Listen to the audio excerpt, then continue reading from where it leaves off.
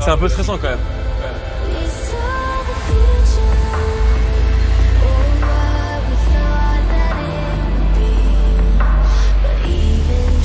Cette semaine, 8 nouveaux candidats vont tenter d'intégrer le concours Top Chef. Je sais pas où on va, mais on y va en tout cas. Ah, on est à la mer. Hein. C'est ici, au Touquet-Paris-Plage, sur l'une des plus belles plages de France, au cœur d'un environnement naturel connu pour ses activités nautiques et familiales, que je leur ai donné rendez-vous. Je crois qu'on y est. Oh là là là là là là là, c'est une folie. Et comme les candidats de la semaine dernière, ils risquent d'être très surpris par ce que je vais leur annoncer. Allez, c'est parti. Oh là là là là là. Incroyable. Oh la vache. Oh, non mais là c'est réel gros, c'est une folie.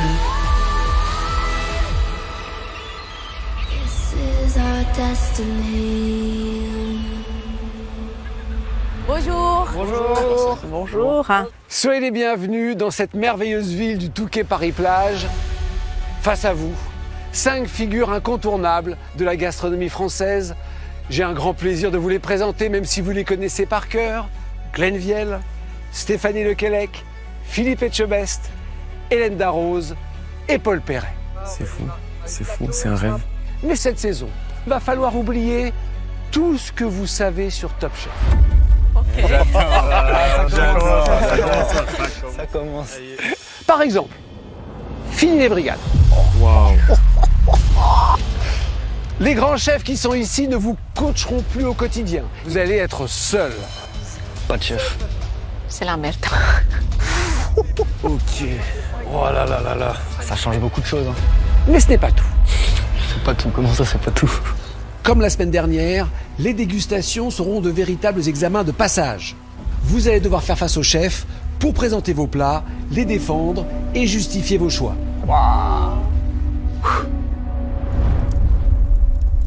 Comment ça s'appelle ton plat? Alors, je suis passé totalement à côté de mon épreuve. C'est pas la question du chef. Rappelle-moi le thème de l'épreuve. C'était fromage croustillant. Ça va croustiller où? Est-ce qu'on met tout le liquide? Oui. Hésitation. Hésitation. On verse tout? Pas tout. C'est un mauvais conseil. Qu'est-ce qui te manquait? Il manquait des mini-croûtons, les herbes et du coup le siphon qui devait se retrouver tout autour de l'assiette. Vraiment pour amener ce côté gourmandise et ce côté fondu. Et pour être dans le thème de l'épreuve aussi. Bien sûr. Philippe, il a pas aimé. Il a rien dit, il a pas aimé.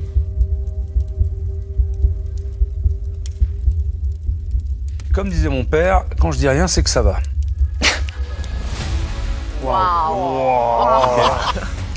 C'est chaud ça. Autre nouveauté de taille. Cette saison, pas de cuisine de Top Chef. Ah waouh. Le concours sera itinérant. C'est une folie. Vous le savez, aujourd'hui, les grands chefs sortent de leur restaurant pour investir différents univers culinaires et apporter à des plats simples leur touche gastronomique. C'est le cas par exemple de Clément Bouvier dans son restaurant d'altitude. Il sublime comme personne la cuisine de montagne. Ou de Maurice Sacco, qui avec sa vision culinaire moderne propose un street food haut de gamme. Ou encore Olivier Nasty, qui prouve avec sa boulangerie qu'en partant d'un produit universel comme le pain, on peut atteindre une exigence digne des plus grands plats. Chaque semaine, les chefs vous emmèneront dans un univers culinaire différent. Votre objectif sera de leur montrer votre talent, votre créativité, votre capacité à vous adapter pour apporter à toutes les sortes de cuisine une touche gastronomique. Ah là là, incroyable. C'est génial. Ouais. Aujourd'hui, on élargit un peu le champ des possibles, mais sur chacune de ces tables, on a le plaisir d'apporter notre touche gastronomique. Et c'est vrai qu'avec les produits les plus ordinaires, on peut laisser place et donner vie à des plats extraordinaires. Le nouvel espoir de la cuisine française sera celui ou celle qui saura maîtriser tous ces univers culinaires. Aujourd'hui, si nos 5 chefs vous ont réunis sur la plage du Touquet, c'est pour vous tester sur la cuisine simple de bord de mer. Poisson grillé, plateau de fruits de mer, gaufres, crème glacée. Autant de plaisir qu'on aime manger, les pieds dans le sable. Mais attention, derrière cette apparente simplicité se cache un véritable défi. Vous allez devoir faire comme certains grands chefs qui ont su élever la cuisine de plage au plus haut niveau. Je pense bien sûr à Christopher Coutenceau, à La Rochelle, qui a investi un bistrot marin pour y proposer des plats de bord de mer, version gastronomique. Il y a aussi Angel Leon, dans un ancien moulin à marée qui use de prouesses techniques pour mettre en valeur des produits de la mer méconnus du grand public. Ou encore, ici même, Alexandre Gauthier, chef doublement étoilé, qui a investi une ancienne cabane de pêcheurs dans laquelle il propose à ses clients des produits de la mer sublimés par sa sensibilité unique. Alors aujourd'hui, c'est à vous de faire comme ces grands chefs. Il n'y a plus qu'un. Putain, c'est chaud. Allez, je vous souhaite bonne chance, j'espère que vous allez vous qualifier. 3, 2, 1, c'est parti! Comme la semaine dernière, les 8 candidats sont répartis en 2 équipes, les rouges et les beiges. Ils vont s'affronter lors de 3 défis. L'équipe qui marquera le plus de points sera qualifiée entièrement pour le concours Top Chef. L'autre devra s'affronter dans un ultime défi éliminatoire et 2 d'entre eux seront éliminés aux portes du concours. Place au premier défi, surprendre le jury avec un simple poisson. Un duel qui va opposer pour l'équipe rouge, Dylan, sous-chef d'un 2 étoiles à Paris, et Alexis pour les beiges, sous-chef d'un restaurant étoilé près de Perpignan. Et c'est sous le regard attentif de certains de leurs coéquipiers du jour qu'ils vont tenter de décrocher le premier point pour leur équipe. Allez Dylan, on arrache tout, on prend le maximum de points. On a nos destins liés, il faut absolument que tous on ramène nos points. Alexis, il est chaud, les lunettes de soleil de mafieux là. Vas-y Alexis! Les chefs, je vais vraiment exploiter un peu tout le poisson, dont certaines parties des entrailles. Et donc, zéro garniture, ce sera vraiment full poisson quoi. Et je vais montrer mes origines un peu dans ce plat avec une sauce très catalane. J'espère qu'il y aura du rougeau à manger parce que c'est le poisson qui représente bien la Méditerranée, donc là d'où je viens. Là, le but, c'est de surprendre de par le choix de mon poisson. Du coup, je vais utiliser le chinchard. C'est un poisson qui n'est pas du tout commun, qui n'est pas noble. Je veux me démarquer. C'est parti.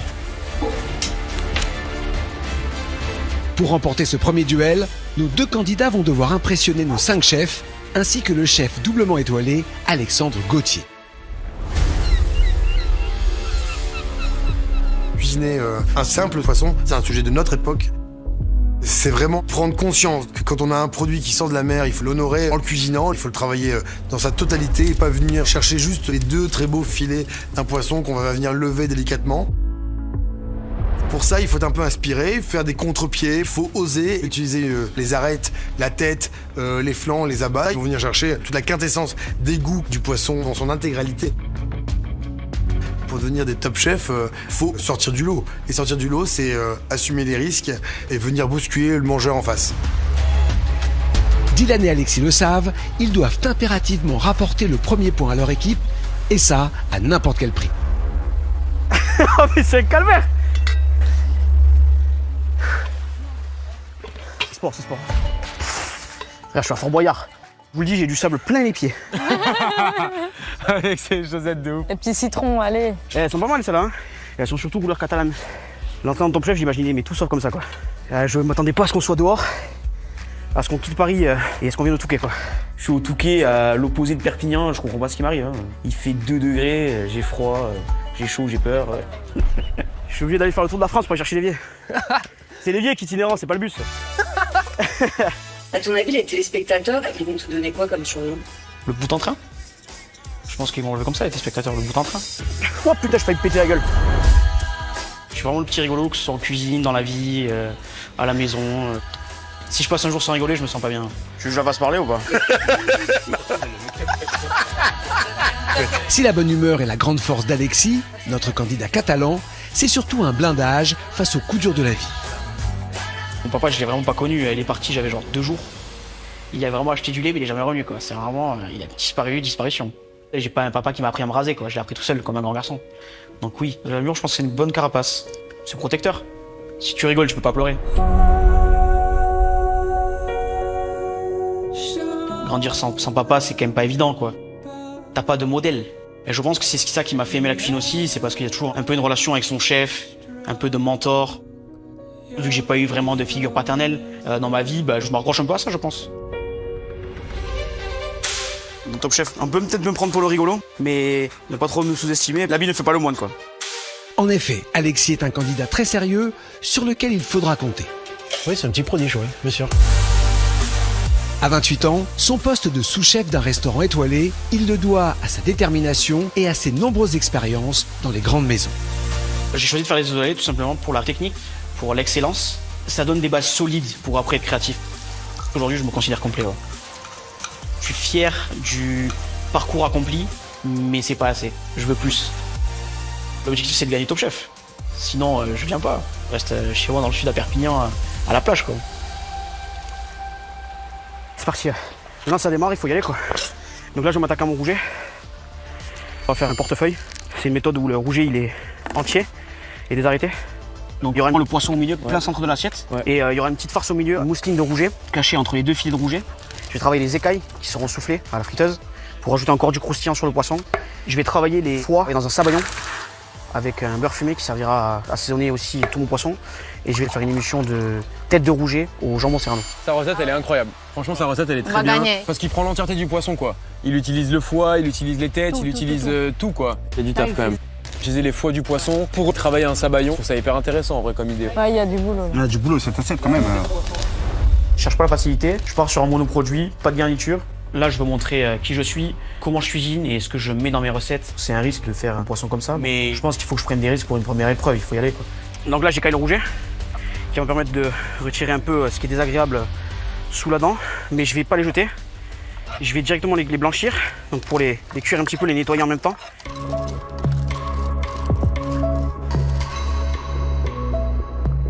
Donc là, voilà, tac. Donc là, mes écailles, je vais les faire sécher un tout petit peu, légèrement au four, pour pouvoir après les frire. Je vais chercher à enlever un peu l'humidité. Donc les écailles vont m'apporter une texture plus croustillante à rajouter sur mon poisson. Comme habituellement, on a les écailles sur un filet de poisson, ben là, on va les retrouver mais soufflés, quoi. Donc là, pour moi, c'est nickel. Voilà, je fais frire les petites écailles. Donc vous voyez le petit bruit là, ça veut dire que ça va croustiller. Tac, tac, tac. Donc voilà, elles prennent une petite couleur sympa, un petit gold, un petit doré là. Vraiment sympa, quoi. Tac. Et voilà. C'est bien, ça, c'est cool. Donc là, je vais lancer la base de garniture aromatique de ma sauce rouget. Mon but, c'est d'aller chercher la concentration des goûts. Je veux provoquer des réactions vives sur le palais. Je veux pas aller chercher quelque chose de très léger, quoi. Donc là, la base de garniture est lancée. On va la faire colorer gentiment. Donc c'est une garniture simple, des carottes, des oignons, des échalotes, mettre un peu de cébettes, du thym, du romarin, un peu de sauge. Et après, il y a bien sûr les têtes de rouget qui vont y venir et un peu de tomates. Des choses qui vont permettre de donner du goût à ce jus de rouget, quoi. Donc on va la faire rissoler, on va y ajouter les têtes. Allez hop. Donc là, j'enlève les ouïes. C'est pas bon pour les sauces. Les ouïes, les cailloux sanguins, hop, on les enlève toujours. Je vais mettre mes têtes de rouget au four pour y aller chercher un peu le côté torréfié du rouget. Je vais ajouter aussi quelque chose de très originaire de chez moi. Un peu de jambon, du coup je vais le faire revenir dedans et je pense que ça va bien parfumer mon jus de rouget, quoi. Je vais essayer de faire une association terre et mer pour la simple bonne raison que je suis originaire des Pyrénées-Orientales. Et donc la culture catalane est très présente là-bas. On fait beaucoup de plats à base de poissons et de produits de la terre. Et donc j'ai décidé de faire ce choix pour apporter mon chauvinisme, quoi, pour mettre un peu mes origines dans cette assiette, quoi. Voilà, c'est pas mal là, vous voyez, la coloration elle commence à être bien. Ça veut dire que j'ai perdu pas mal d'humidité dans mes légumes. Donc là, j'ai sorti mes têtes, elles sont juste saisies légèrement. Le but c'est vraiment de les rôtir très légers. On va pas aller chercher l'amertume, on va aller chercher juste un peu un côté torréfié, quoi.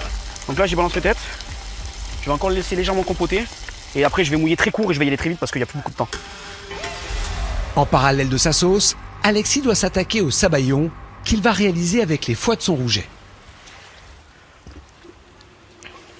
C'est un calvaire, c'est un calvaire. J'espérais avoir plus de foies dans les rougets. Ils sont un peu tout éclatés, alors du coup je vais pas les prendre. Ça me fait un peu chier. Lâche rien mon petit, je te le dis moi. Au niveau du sabayon, je voulais le faire à 100% au foie de rouget. Et là j'ai pas réussi à tirer autant de foies que je voulais. Là je vais devoir trouver autre chose, quoi. C'est pas grave, on va rebondir. Allez mon Alex, vas-y. Alors, ça aurait été un peu rassurant d'avoir un chef aujourd'hui avec moi. C'est pour ça aussi que je fais Top Chef, j'aurais aimé avoir un coach. Mais bon, on va faire ça, on va se donner, on va se pousser tout seul et voilà, quoi. Vas-y Alexis, vas-y, on fait confiance, 100%. Pour rebondir, j'ai vu des oursins tout à l'heure là-bas. Donc pour aller chercher un peu le côté foie de rouget, je vais y mettre des oursins à la place. Des langues d'oursin. C'est aussi ça le métier de cuisinier qu'il faut réagir, donc voilà. Vas-y, fonce Alexis, c'est pas grave, les foies, on s'en fout. Les oursins, c'est très bien. Donc là, tac, une petite langue, sympa, hop. Donc du coup là, ce que j'espère que ça va apporter, c'est ce côté un peu aussi fer qu'il y avait dans les foies de rouget, que j'aurais pas ici là. Ça peut être un mal pour un bien, donc à voir, à voir. Donc là, je mixe les jaunes d'œufs, les oursins, les foies de rouget qui me restaient ensemble. Je vais en faire quelque chose de très lisse. Donc là, je vais monter avec de l'huile. Hein. À la place du beurre, j'y mets de l'huile de pépin. qui est neutre du coup, et qui va me servir à avoir vraiment le goût des oursins. Vous avez du whisky? Voilà mon minot, voilà mon minot. Vas-y là, parle-nous comme ça, c'est ça qu'on veut. Whisky oursin, c'est très bien. Alors je vais acheter un peu de whisky et ça va un peu me permettre à détendre aussi. Tac, donc j'en mets une bonne dose. J'aime pas le boire mais j'adore le manger. Je trouve que ça apporte des arômes particuliers dans un plat. Si c'est du whisky un peu tourbé, c'est très bien avec l'oursin, ouais. Le côté fumé un peu tourbé, ça peut être cool sur ce sabayon là quoi. Et voilà, exactement. Voilà, tac, mon sabayon il a une très bonne texture. On se le fout en siphon. Il me reste à finir d'arrêter mes rougets. Une fois que c'est fait, c'est fini. Je vais pas faire la farce parce que je vais me foutre dans la merde. Quoi? Je pense que si je fais la farce, je vais juste rien sortir. Oh là là, Alexis. C'est bien plus chaud que ce que je pensais. Hein. Je me rends compte que le temps passe très vite dans Top Chef. Je pense que je vais être un peu limite, donc je décide de pas faire la farce, de pas faire du poisson en portefeuille. Il faut essayer de limiter la casse. Moi je prends un virage là, du coup cette fois-ci à 360, demi-tour, slide, on repart. Voilà là. Là, on est dans la merde. Clair, net. Bah, Alexis, là, s'il bouge pas son... Le mot d'ordre aujourd'hui, c'est adaptation. Et de toute façon, on n'a pas le choix, on est là maintenant. Le but, c'est d'aller au bout quand même. On va se concentrer à l'essentiel. L'essentiel qui est de sortir quelque chose à manger au chef. Donc je vais partir sur quelque chose de beaucoup plus simple. Alexis, pour l'équipe beige, va devoir revoir sa copie. Allez mon Alexis, lâche rien mon frérot, lâche rien. Une aubaine pour l'équipe rouge, représentée par Dylan, sous-chef d'un 2 étoiles à Paris. Ça le shark? Ah, le shark, il est là. Et on dirait qu'il est prêt à tous nous croquer, quoi. Regardez-le. C'est un requin. Putain, ils m'ont mis le mec chaud en face. Dylan, je l'ai appelé directement le shark. Quand je vois son regard, ça se voit qu'il veut croquer à la jugulaire. Il est costaud, il est sportif, il a envie d'en découdre. Donc je lui ai trouvé ce petit surnom, quoi. Bah, moi, je suis là pour faire le meilleur plat. Hein. Et toi, Alexis? On va le dévorer. Le requin, c'est un prédateur, c'est un chasseur, quoi. Donc, il voit en moi cet aspect compétiteur, je pense. Et moi, je m'en cache pas. Aujourd'hui, être juste bon, ça suffit pas. Je suis perfectionniste dans la vie de tous les jours, que ce soit en cuisine, dans le sport. Je me fixe toujours des objectifs difficiles. Et après, je travaille pour atteindre ces objectifs. Que ce soit dans le sport ou dans Top Chef, je suis déterminé, j'y vais pour regagner. Je suis pas là pour faire de la figuration. Échouer, ce serait très dur. Une grosse désillusion, mais je suis convaincu que je lâcherai pas. Même si c'est difficile, j'irai au bout. Je donnerai tout pour aller au bout. Dans Top Chef, je viens vraiment pour sortir de ma zone de confort. Je suis quelqu'un d'assez technique. J'ai fait des grandes maisons, j'ai travaillé pour des grands chefs. Mais ce qui pêche le plus, c'est disons ma créativité et mon univers culinaire que je dois encore découvrir et travailler tous les jours au final. Parce que là, je travaille très souvent pour des grands chefs en fonction de leur univers culinaire et de leur cuisine. Là, aujourd'hui, c'est moi et moi seul. Et donc, je vais pouvoir faire absolument ce que je veux et ce qui me chante. Allez, Dylan, on a hâte de voir ce que tu vas faire, Dylan. Donc, j'ai choisi le chinchard. C'est pas un poisson noble. C'est pas un poisson qu'on a l'habitude de retrouver sur des tables étoilées, mais c'est le parti pris de travailler quelque chose de pas commun. Tous les chefs, ils connaissent le produit, ils connaissent le poisson, donc ils se rendent compte du parti pris. Chinchard, moi j'adore. Ouais, poisson gras, pas très consommé en France. C'est un poisson très bon, riche en oméga 3 en plus. C'est un cousin du maquereau et c'est une très bonne idée. Du coup, là, je vais faire mon poisson chinchard. Les filets, je vais les mettre juste à fumer et je les cuirai à la minute. Je récupère la tête pour faire un gel de tête. Les arêtes, je vais pouvoir faire un sel d'arête pour assaisonner justement mon filet de poisson. Et à côté de ça, j'aurai une garniture pommes de terre avec des feuilles de figuier. Trop cool, il y a de la feuille de figuier, moi j'adore utiliser ça dans ma cuisine. Dylan, le baby shark, il est chaud, hein. Il est chaud, il est focus. Le gel de tête, c'est vraiment un élément très important parce que le thème, c'est quand même le poisson. Et moi, j'utilise mes têtes de poisson là-dedans. En fait, je fais pas de sauce. C'est vraiment ça qui va apporter ce goût de poisson et de sauce. Ah, waouh. Ça, c'est bien, ça. Très bien, Dylan. Ah, c'est intéressant, j'avais jamais pensé à faire un gel de jus de poisson. Ça, je retiens, je vais noter dans ma tête. Un gel de tête de poisson, je le fais parce que c'est quelque chose d'assez technique. Le but, c'est vraiment de me démarquer et je veux faire quelque chose de différent. Je veux pas faire une simple sauce. J'ai confiance, je suis déterminé à montrer ce dont je suis capable et gagner le concours. Il a même pas froid, il est en t-shirt, il est en mode conquérant là. Bah là, je suis dedans, là, je suis content. C'est le premier jour de concours, donc on attendait que ça tous depuis le début. Voilà, c'est à moi maintenant de sortir une assiette à la hauteur de mes ambitions, quoi. Donc là, je lance mon gel de tête. Je vais faire bien rôtir les têtes entièrement, que je récupère pas mal de sucre dans le fond de ma casserole, que je vais ensuite déglacer, décuire. Et après, il faut que je laisse cuire ce gel, que les têtes infusent dedans. Le but, c'est pas d'enlever les têtes, le but, c'est de les garder, justement, et de laisser les têtes dedans un maximum pour qu'il y ait un maximum de goût.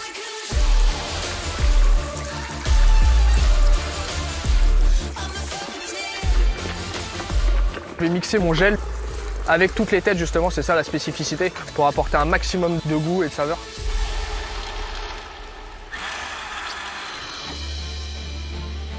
Là, je suis en équipe, du coup, on est 4. Là, je fais une épreuve en solo, mais je suis dépendant aussi de mes coéquipiers. Donc ouais, la pression. Le but, c'est de gagner un maximum d'épreuves et de points pour pouvoir se qualifier pour la suite et décrocher notre veste, quoi. Moi qui ai plutôt l'habitude d'être solitaire, être dépendant des autres, c'est pas quelque chose que j'apprécie forcément. Si moi je réussis mon épreuve mais que derrière je me retrouve en défi éliminatoire, bah ça pourrait m'embêter. Il va falloir que j'assure, mais il va falloir qu'eux aussi assurent. T'inquiète pas pour nous, on va assurer. On va mais assurer. là c'est à toi, donc assure d'abord. Donc là j'ai passé mon gel au chinois, j'ai enlevé toutes les impuretés, je vais pouvoir le coller du coup.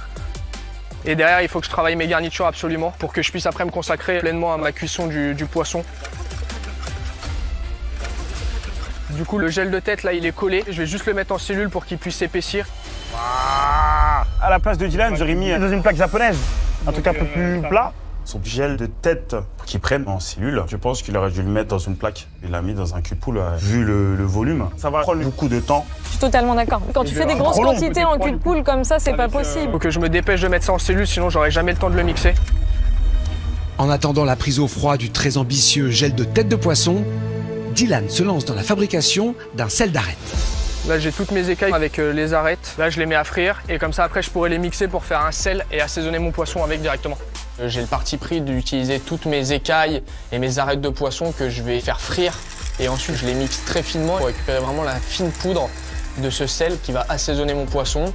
Moi, si je dois être honnête, il n'y a pas d'intérêt. Faire un sel avec les écailles, on va C'est pas pour tout sortir. utiliser, mais on sortira peut-être pas, mais c'est bien de le tenter en vrai. Ce qui serait dommage, c'est que cette chose-là vienne gêner les jurys et qu'ils se disent qu'est-ce que c'est pas bon, ça n'a aucun intérêt et que du coup, lui qui a voulu peut-être trop en faire, il se retrouve à être en dessous, quoi. Je vais aller chercher mon gel de tête, voir s'il est pris.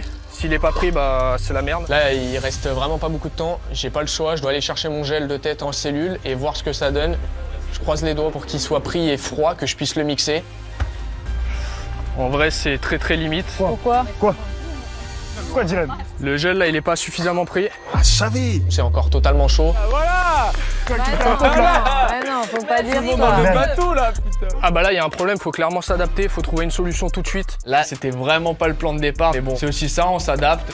Je vais pas le faire en gel, je vais le faire en sauce. En sauce, en sauce. Sauce vinaigrée. Impeccable, voilà, il rebondit là. Je rectifie ma sauce tout de suite. Le gel, je le transforme en sauce chaude. Du coup, ma solution, tout simplement, je vais le refaire chauffer et je vais l'envoyer chaud, ce gel. Du coup, ça sera une sauce de tête vinaigrée. C'est pas grave, tu passes d'un gel à une sauce, c'est très bien. Allez, attention, l'heure du déjeuner arrive. Il faut qu'on se régale sur la plage du Touquet. Ce sont les dernières minutes de ce duel. Si Alexis a dû abandonner son idée de poisson en portefeuille, le rouget, comme le chinchard, nécessite une cuisson minute extrêmement précise. Bon bah alors là, l'étape fatidique, la cuisson du rouget. Donc là, poêle très chaude, très important. Tac, mon beau rouget. Donc là, je vais une paumer croustillante, donc je presse tout bien à plat. Allez, mon petit. Rouget côté peau, frérot.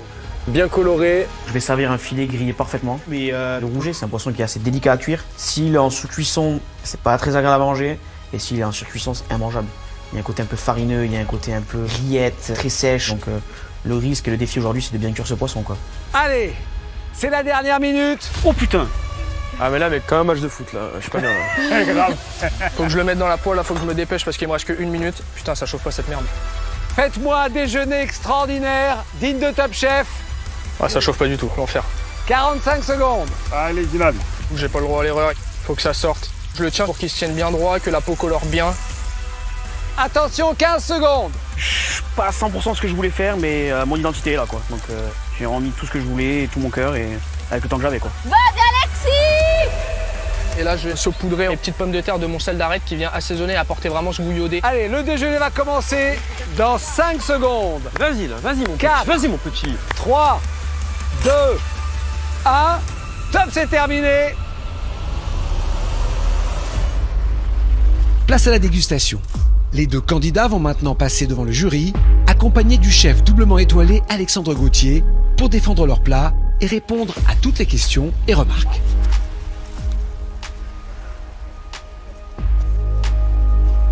Bonjour. Bonjour. Bonjour. Bonjour.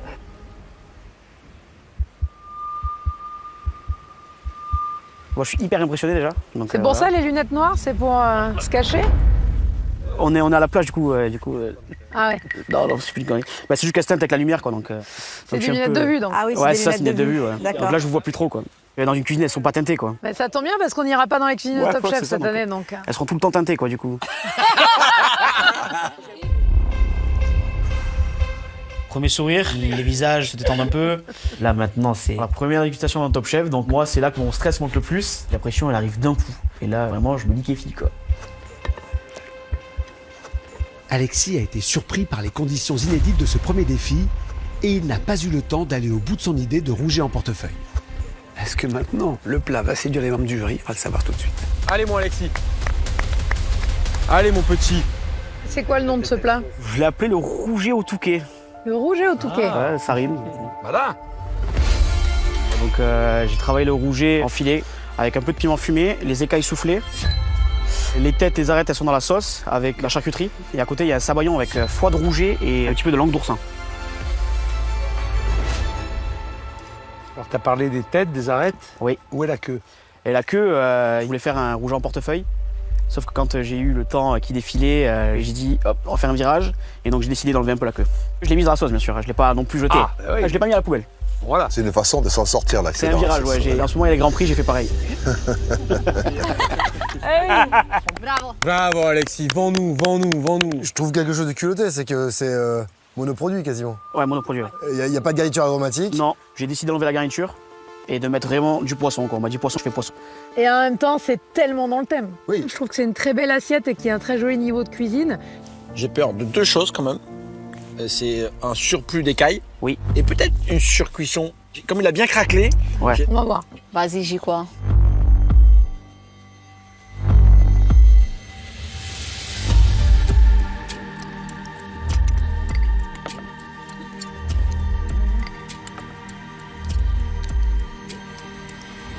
C'est dommage, ton poisson n'est pas cuit.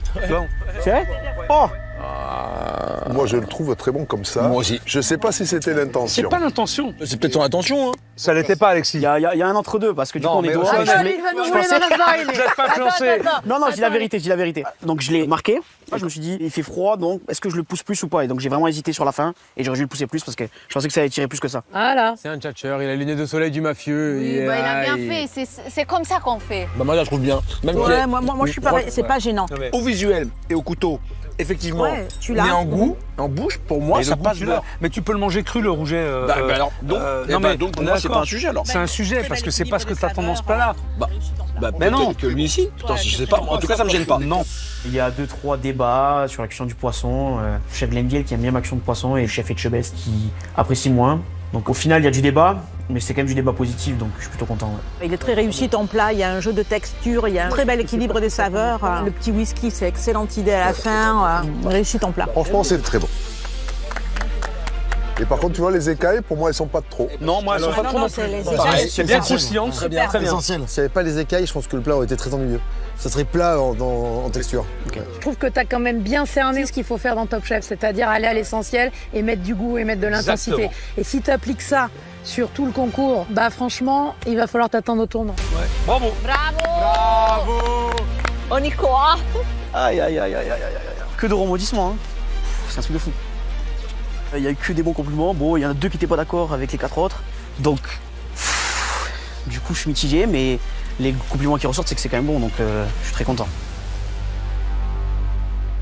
À part le débat sur la cuisson, c'est une très bonne dégustation pour Alexis. Maintenant, on va voir si ça suffit face à Dylan. Allez, Dylan. Allez, Dylan, vas-y. Commande, mon garçon. Bonjour. Bonjour. Bonjour.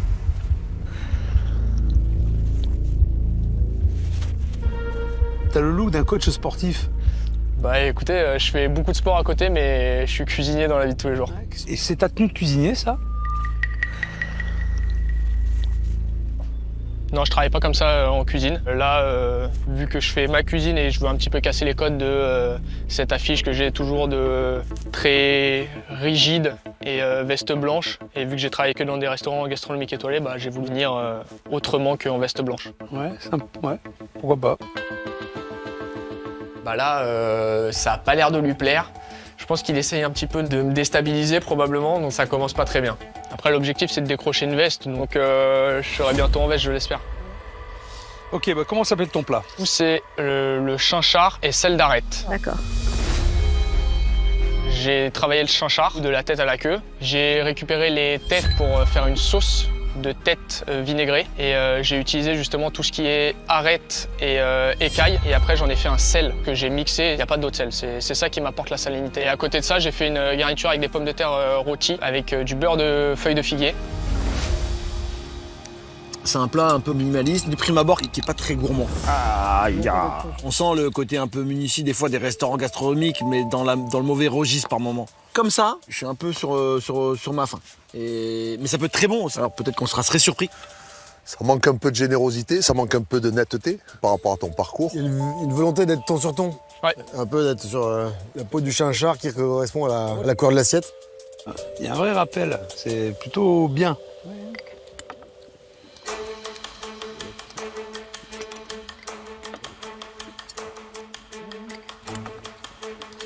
Je trouve que la cuisson de ton poisson, elle est bien. Parce qu'elle est un peu translucide justement dans le cœur. Et on va dire Roselle, arrête, la cuisson est belle. C'est bien aussi de sortir du bar, du turbo, du rouge, etc. Pour moi, tu fais découvrir un poisson. T'as texturé ta sauce là? Dans la sauce de tête? Ouais, il y a un truc dedans. T'as ajouté quelque chose dans la sauce? Ça s'affiche instantanément. En fait, au début, je voulais faire un gel de tête justement. Et il n'a pas eu le temps de prendre. Et du coup, là, j'en ai fait une sauce. Mais qu'est-ce que t'as mis dedans? J'ai mis de l'agar. Ah oui, d'accord. Pour le coup, c'est spectaculaire. Ah waouh. Regarde, elle est là et elle est figée, elle est solide. C'est ce que je voulais à la finalité, c'était un gel. Bah écoute, il y est. Bah. Indépendamment de sa volonté, mais il y est. En tous les cas, le sel, ça marche bien. Hein. Bah moi, le sel, ça me dérange parce que, tu vois, regarde. Trop costaud. J'ai un bout d'arête tu te casses une dent dessus, quoi. On aurait dû peut-être le passer au tamis. On va passer au tamis, ouais. Contente pour notre team. Parce que si ça passe pas, ça veut dire que ça passe de l'autre côté. C'est dommage parce que l'idée, elle est bonne, mais... Ah ouais, c'est un peu dur. T'as raison. Mais enfin, en tous les cas, c'est assaisonné. En tout cas, merci. Merci à vous. Bravo. Chapeau. Tout est possible. Tout est possible. Dégustation, il y a du positif, il y a du négatif. Et moi, j'en retiens surtout que le négatif, donc très compliqué. C'est un gros échec pour moi, je suis pas du tout satisfait. Pour une première dégustation, c'est pas ce que je voulais, quoi, tout simplement. Dylan a raison d'être déçu, car entre les deux plats, les chefs n'ont pas longuement hésité et vont annoncer leur verdict aux équipes réunies. Il y a vraiment un plat qu'on a tous beaucoup aimé. Et notre vote va donc à l'équipe d'Alexis.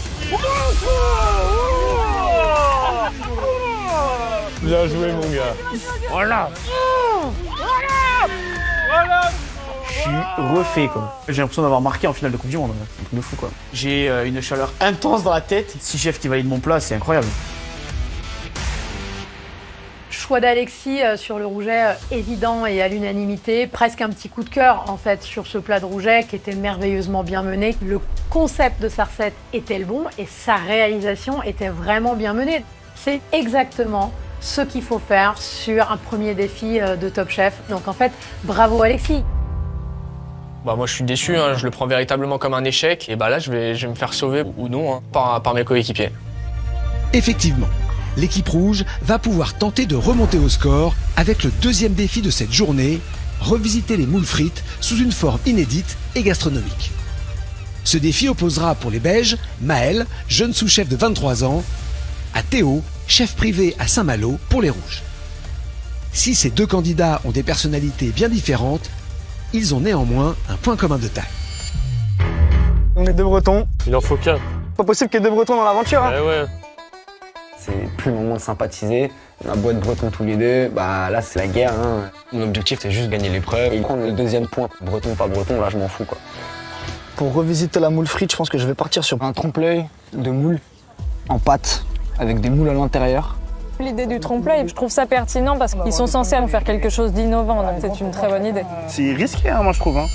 Rentrer dans le concours avec un trompe-l'œil, c'est une petite prise de risque, mais bon, on est dans Top Chef, faut se donner, faut montrer de quoi on est capable et puis tout envoyer quoi. Ma mère elle faisait beaucoup de moules frites à la maison, donc ça m'inspire beaucoup. Je vais garder ce côté marinière, j'ai pas envie d'ajouter quelque chose, je vais vraiment pousser les curseurs. La moule dans son goût quoi. Le persil, le vin. La moule frite basique, c'est assez simple. Maintenant, ce qui va être compliqué, c'est de la sublimer. On y va. Allez, ça roule. Qui des deux Bretons réussira à séduire nos 5 chefs, ainsi qu'Alexandre Gauthier, qui connaît la difficulté d'ajouter à une simple assiette de moules frites une touche gastronomique? Les moules frites, c'est le plat populaire, un plat de famille, un plat de partage, un plat simple. Revisiter, c'est éviter la caricature. C'est assez difficile, hein. Mais ce qu'il faut, c'est la retrouver, cette moule. Il faut que le coquillage il soit juste, il soit lumineux, il soit nacré. Le bouillon est la suite du plat. Il faut manger le bouillon de cuisson.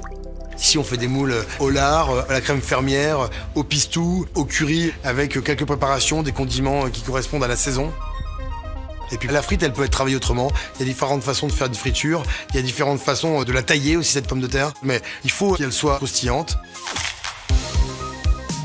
Et après, comment on arrive à mettre une touche personnelle, une singularité à soi, pour faire d'un plat comme ça, quelque chose d'une haute cuisine, créer un émoi gustatif. J'ai envie de créer la surprise, évidemment. Donc on revisite la moule frite de manière un peu audacieuse. Je vais essayer de faire un trompe-l'œil avec des pâtes avec, parce que je suis amoureux de l'Italie.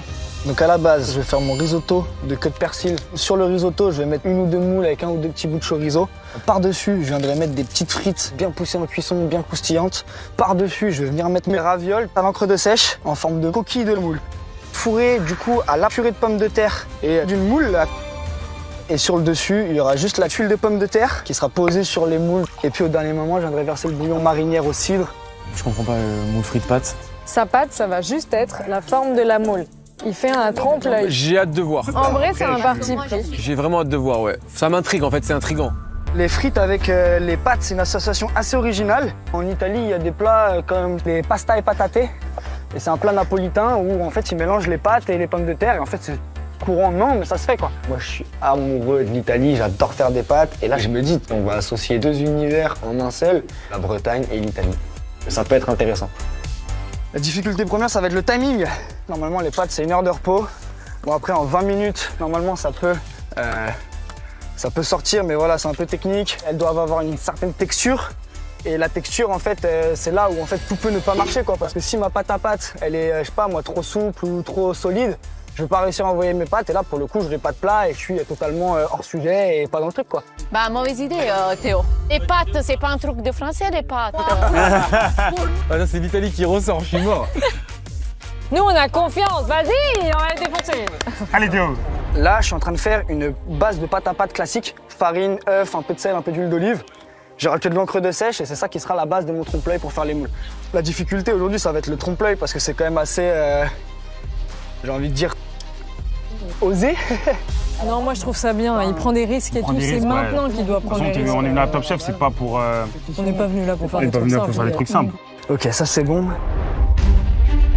Pendant que la pâte repose, Théo s'attaque à la cuisson de ses moules marinières au cidre qui viendront garnir ses ravioles en forme de coquilles de moule. Allez. Donc là, on a la base du bouillon marinière. Donc marinière, c'est échalote, persil, vin blanc avec du cidre en plus.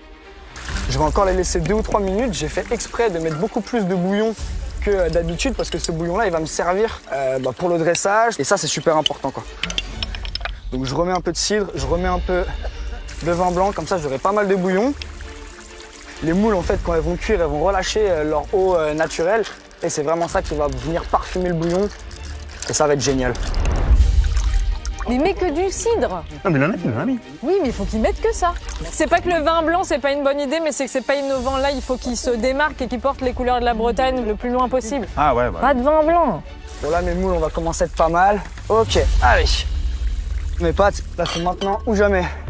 Ma pâte à l'encre de sèche, je l'abaisse pour en fait qu'elle soit la plus plate et lisse possible pour pouvoir façonner mes ravioles. On est un peu dans le rush, mais si je me bouge et que je reste concentré, ça va le faire. J'envoie mes pastas, tac, tac, tac. Là, je m'exprime, ouais. Je m'exprime, j'exprime qui je suis. Cette capacité à s'assumer en cuisine n'a pas toujours été simple pour Théo. En fait, c'est marrant parce que je voulais faire de la cuisine moi depuis longtemps, mais mon père, je sais que c'était un peu plus compliqué, quoi. Lui, il était chasseur de tête, il avait fait des études de commerce. Pour lui, la cuisine, c'était un peu un sous-métier. Et du coup, j'ai voulu prouver à mon père que j'étais capable de faire quelque chose et puis de le faire dans des restaurants étoilés, réputés. Pour faire changer d'avis son père et tenter de le rendre fier, Théo s'est formé auprès des meilleurs et a multiplié les expériences dans les étoilés. À 26 ans, c'est à Saint-Malo qu'il s'épanouit en tant que chef privé, fusionnant la richesse du terroir breton avec la générosité de la cuisine italienne. Et ton père, il t'a déjà dit qu'il était fier de toi? Mon père, c'est une des dernières choses qu'il m'a dit. Donc ça résonne forcément.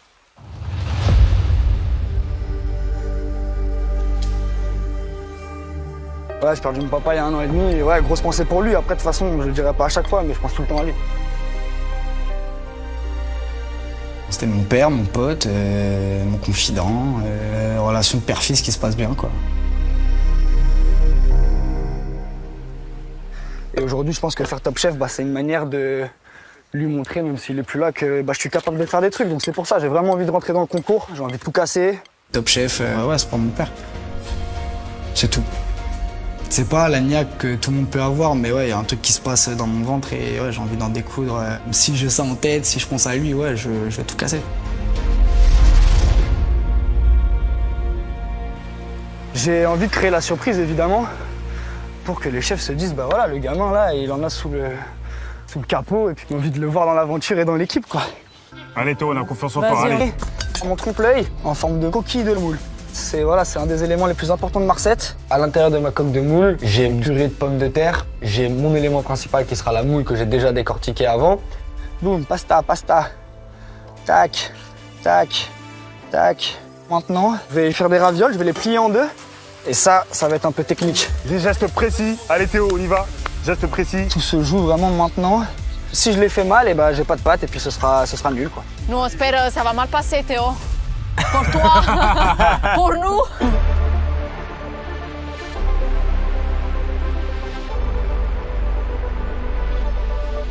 Ok, allez.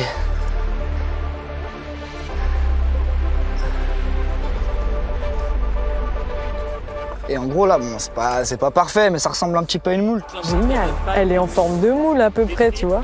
Je pense que ça va créer l'illusion. Donc sérieusement, chapeau, hein. Trop content. Petite moule qui va bien. Les pâtes fraîches, c'est hyper important de ne pas les cuire trop longtemps. Je dirais, après ça dépend de la garniture, de l'épaisseur de ta pâte, mais en général c'est 1 minute, 1 minute 30, 2 minutes maximum. Qu'elle soit al dente, mais pas trop, tu vois, que la moule à l'intérieur du coup recuise pas, mais si je gère bien sa cuisson, en vrai, il peut faire un truc très très cool. À ce moment-là, je suis assez confiant sur mes préparations, dans le sens où j'ai le côté inédit avec le mélange de la pâte, de la pomme de terre. Et puis on y va, quoi. 2 Bretons qui s'affrontent sur de la moule frite et puis à qui sera le meilleur, quoi. En face pour l'équipe belge, voici Maël qui nous vient lui aussi de Bretagne. Pour sa revisite, il compte pousser les marqueurs gustatifs de la moule frite sans les dénaturer.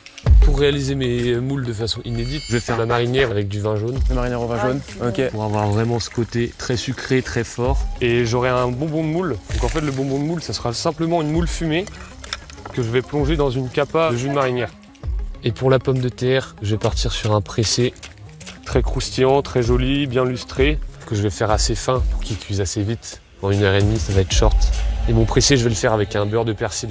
Pour vraiment ce côté herbacé et vraiment pousser la marinière, quoi. Et j'aurai une émulsion marinière au vin jaune. Il est dans le thème. Ouais. Mais ça me fait peur que ça soit trop simple et pas chercher à aller plus loin. Il prend pas beaucoup de risques. Ouais, je suis d'accord. Quand je vois la recette de Maël, je me dis on est dans la merde. Parce que apprécier pommes de terre avec des moules juste comme ça, simple, des fois la simplicité c'est bien. Là peut-être c'est trop simple. Cuisiner les pieds dans le sable, moi ça me plaît, hein. Ça vient de chez moi, donc j'adore la mer, j'adore la plage. Je suis pas dépaysé du tout. C'est un peu comme à la maison finalement. Ça me rassure pas du tout quand Maël est trop calme, trop chill. Ouais, peut-être trop calme, c'est vrai. Pour le moment ça me fait peur parce que c'est nos vies en jeu là. Est-ce que dans la vie je suis compétiteur? Pas du tout. Moi, je suis de nature assez détente. J'ai l'impression que tout le monde veut tout contrôler. Et en fait, moi, je suis un peu complètement l'inverse, où je la prends tranquillement, la vie, quoi. Je surfe un peu dessus.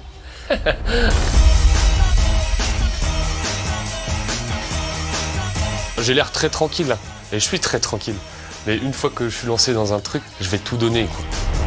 Ne vous fiez donc pas à cette apparente nonchalance. À seulement 23 ans, Maël, sous-chef dans un restaurant haut de gamme, a déjà une identité culinaire très forte. J'aime bien les assiettes nettes, où tu vois ce que tu manges. Quand ton œil il est pas trop perdu et quand ton palais non plus. J'aime bien la sobriété quand c'est simple. Après, c'est pas facile, mais c'est vraiment ce qui me plaît. Tac. Alors là, je vais tailler mes pommes de terre à la mandoline pour réaliser derrière mon pressé de pommes de terre. Donc le pressé de pommes de terre, ça va vraiment remplacer les frites. Tu auras du croustillant et du fondant à l'intérieur. Un pressé de pommes de terre, en fait, c'est plein de couches de pommes de terre, beaucoup de beurre. En fait, on va avoir cet effet de millefeuille, de strates. Donc des très fines lamelles. Donc en fait, je les pose en quinconce. Je fais des étages différents. Donc là, je fais dans un sens, après je ferai dans l'autre, pour que ça se tienne vraiment à la cuisson, quoi. Là, j'ai mon beurre de persil qui va donner beaucoup de goût, qui va ajouter le gras, la gourmandise. Et le presser en 1h30. C'est chaud là. Il faut le presser, il faut le refroidir, il faut le remettre en température. Et il y a quand même beaucoup de travail. Hein. Est-ce que je suis confiant? Je ne sais pas. On verra bien. Je me mets pas trop la pression en général. Faut qu'il se mette la pression. Depuis tout à l'heure, il est calme. Là,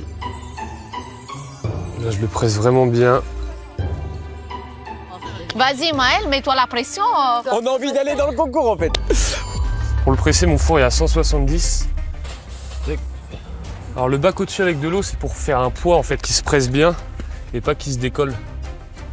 Et genre qu'il fasse vraiment ce truc de strat en fait à la sortie de cuisson en fait.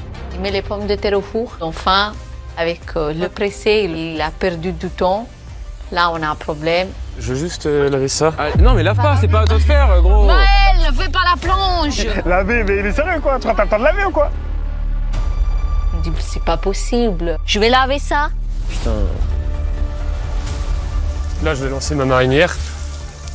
Et en fait, on commence toujours par la garniture, par la faire suer, la faire cuire très légèrement.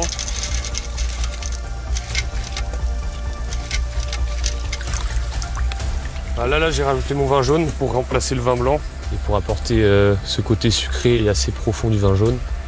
Mon jus de moule, je veux qu'il ait beaucoup de goût, qu'il ait une belle profondeur, parce qu'il me servira aussi pour réaliser mon bonbon de moule gélifié. Donc en fait, les moules dès qu'elles sont ouvertes, il faut les débarrasser. Et c'est pour ça qu'on mélange aussi, pour que la cuisson soit homogène. Okay. Débarrasser les moules déjà.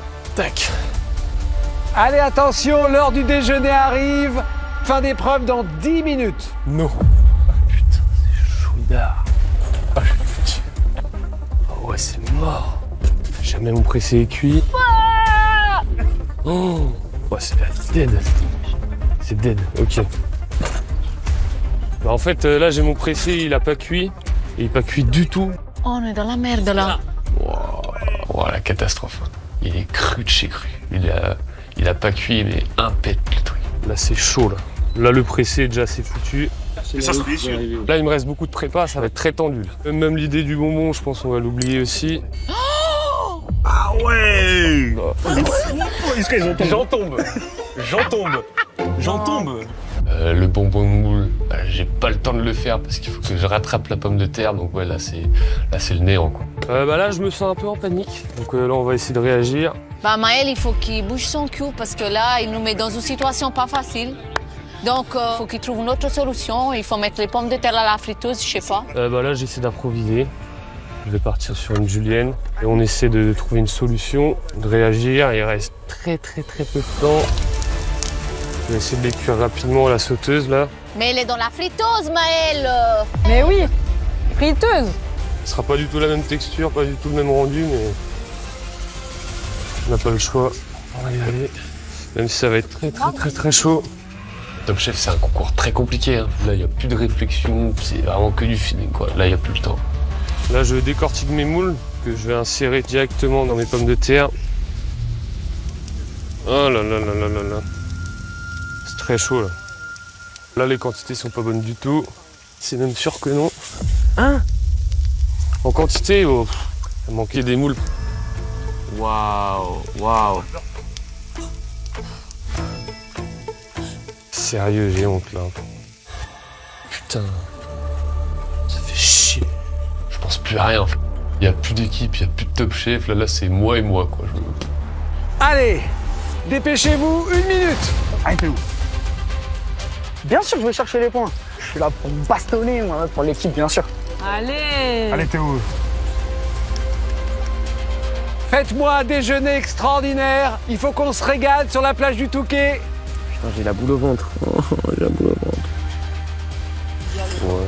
Je suis un peu dégoûté de pas sortir ce que j'aurais voulu. 5 secondes. 4, 3, 2, 1. Top, c'est terminé. Fin d'épreuve. Cette assiette, ça me représente pas du tout, quoi. Je suis assez dégoûté de présenter ça à des grands chefs comme ça. Et ils méritent des assiettes bien mieux que celle-ci. C'est un peu la honte. Ouais, tiens, putain. C'est une question de merde, là.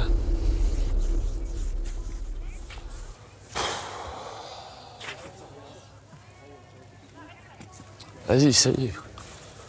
Filmer de la merde, là. Bonjour. Bonjour. Bonjour. Vous allez bien? Bonjour. Bien, merci. Et toi? Ça va, un petit peu stressé d'être devant vous, mais ça va.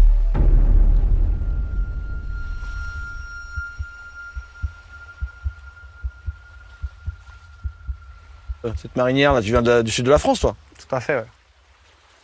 Non, je rigole, je viens de Bretagne. Ah, c'est bien, tu viens d'où de Bretagne? Je suis de Saint-Malo. Ah, t'es dans ton domaine, là. Un peu plus dans le nord, quand même. Ouais, un peu froid. Et tu t'appelles comment? Je m'appelle Théo Chassé. D'accord. Quel âge? J'ai 27 ans, je les ai eu il y a quelques jours. C'est bien un cadeau, entrer dans Top Chef. Voilà, parfait. Pas mal. Nickel.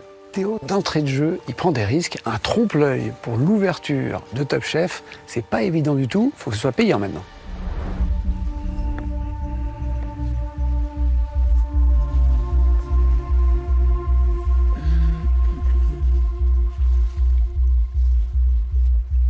Alors, comment s'intitule ton plat? Je l'ai appelé coque molle. Coque molle. Coque molle, parce que j'ai voulu faire un trompe-l'œil de pâte en forme de moule. Intéressant. Ah d'accord, c'est la coquille de moule en trompe-l'œil mais en pâte. Ouais. Voilà, exactement. Sur mon assiette, on va dire que je suis assez confiant au niveau des idées. Les pâtes et les frites, c'est vrai que c'est pas un truc que t'as trop l'habitude de voir. Je vais leur montrer par l'association des goûts que ça peut être intéressant. Et pour moi, les trompe-l'œil, ils marchent, je suis content. Bon, ça peut créer l'illusion, hein. On pourrait croire à une coquille de moule. Hein. Ce qui comptait, c'est le fait que c'était finalement un visuel qui devait ressembler au moule.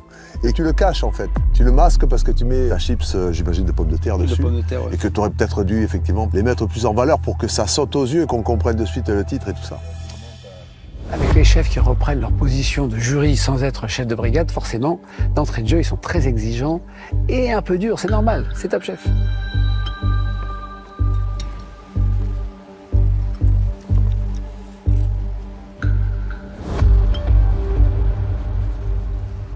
Tes assaisonnements sont bons, ça c'est sûr. Et moi je trouve que dans l'équilibre des goûts, on y est complètement. Dans l'équilibre des textures également. C'est assez courageux aussi de se lancer dans des ravioles pour une première épreuve. Et elles sont bien réalisées. Le chef d'Arrose, elle a raison là-dessus, faut saluer. Je trouve que la qualité et la texture de la raviole et de la petite farce à l'intérieur, c'est juste, l'assaisonnement est bon. Là, c'était quoi l'idée? C'est juste moule frite pure à la marinière? J'ai fait un bouillon de marinière au cidre. Et en goût, on a vraiment le côté très vin blanc, même presque un peu trop vin blanc, tu vois. Ton cidre, il est pas présent, le vin blanc, on l'a tué. Dommage de pas avoir assumé complètement le côté cidre, en fait. Bah en fait, il a mélangé les deux, du coup, ouais. ils sentent pas le cidre. le vin blanc Il est pour le dessus. breton, donc il faut jouer ta carte Bah à oui, fond, à fond. quoi. Bah oui. Et tu vois, par rapport à ton plat, on a des ravioles et on a une petite garniture avec des taillages. Tes taillages, ils sont pas bien faits. Tu vois, ça demanderait d'avoir une taille très franche et très propre. Pour le coup, le taillage un peu gros, finalement, ça me donne un peu de croustillant qu'on aurait pu perdre à cause du bouillon. En fait, la fin de la moule frite, où on prend les dernières frites, Et qui qu'on les trempent un fait peu dans le tremper dans le bouillon. jus. Ouais. C'est ça, et c'est un peu ce truc-là que je voulais que vous retrouviez. Quoi. Ça, c'est intéressant. Moi, je trouve que c'est un joli plat bien fait, quand même. Peut-être que le chorizo, peut-être quelques gouttes d'huile plutôt que des gros morceaux. Du coup, on reste sur le chorizo alors qu'on a envie de l'intensité de la moule. Les idées, elles sont là. Je pense que la technique, elle est là aussi parce qu'il y a eu beaucoup de travail engagé en peu de temps là. Mais il va falloir que tu ailles beaucoup plus droit au but et là, tu vas pouvoir mettre dans le mille. Exactement. J'entends tout ce que vous me dites. Bravo en tout cas, bravo. Merci. Merci Théo. Merci à vous. Kenavo Véchal. Kenavo, chef. Bon, ça se termine plutôt bien. Il y a globalement plutôt de jolis compliments pour Théo. Ça s'est plutôt pas mal passé, mais il y a eu des petits points quand même où ils m'ont repris en me disant voilà, t'as voulu un peu trop en faire. C'est vrai que j'ai un peu tout mélangé, j'ai voulu aller un peu dans la démonstration. Voilà, maintenant, il faut mieux faire plus simple, plus juste. Et j'ai très bien noté les conseils des chefs.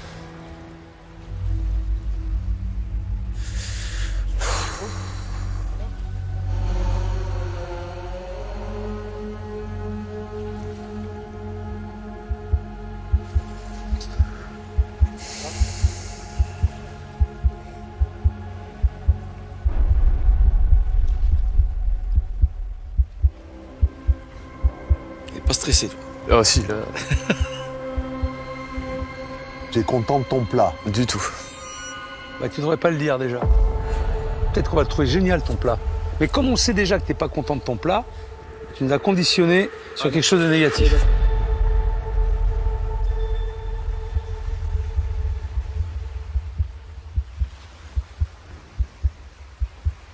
Alors, qu'est-ce que tu nous as fait? Du coup, vous avez une julienne de pommes de terre, cuite à l'étuvée et déglacée au vin jaune, avec du persil. J'ai une sauce marinière au vin jaune que j'ai bien citronné, avec de la crème crue pour le côté gourmand. Et j'ai les moules qui sont cuites simplement classiques. C'est vrai que tu nous annonces qu'il est raté, donc effectivement, on voit qu'il n'est pas abouti. Au moins, la moule est présente, ça c'est vachement bien. Mais la démarche et l'idée que tu as, moi, je la trouve géniale. Bah super, très bien. Parfait. Et souvent, ça naît d'une erreur, hein. Des fois, il y a des plats super. Ben, la démarche, moi j'ai une question sur la démarche. Quand tu entends le sujet et qu'on te dit moule frite, à quel moment la partie frite rentre dans ce que je vois en tout cas aujourd'hui? En fait, elle y rentre pas du tout, c'est que ma julienne de pommes de terre, à la base, elle devait être en pressé. Je voulais le côté bien croustillant autour. J'ai sorti le pressé qui était froid, qui n'avait pas cuit d'un pet. J'ai essayé de réagir et je l'ai taillé en julienne. En tout cas, l'assiette est très jolie, elle est bien choisie, je trouve, elle représente bien la mer. Moi, je trouve que le contraste entre la sauce blanche et le bleu est bien choisi. Super. Là, il donne envie quand même de taper dedans, globalement. Je vois quand même qu'il y a un petit problème de cuisson encore de moule. Moi, je trouve qu'elles sont pas mal cuites quand même. Hein, regarde. Et surtout, bon, tu vois, regarde, c'est pas très joli, c'est un peu éclaté, tu vois. Il faut enlever cette petite partie là, ce petit vésus là. Ouais, je suis d'accord.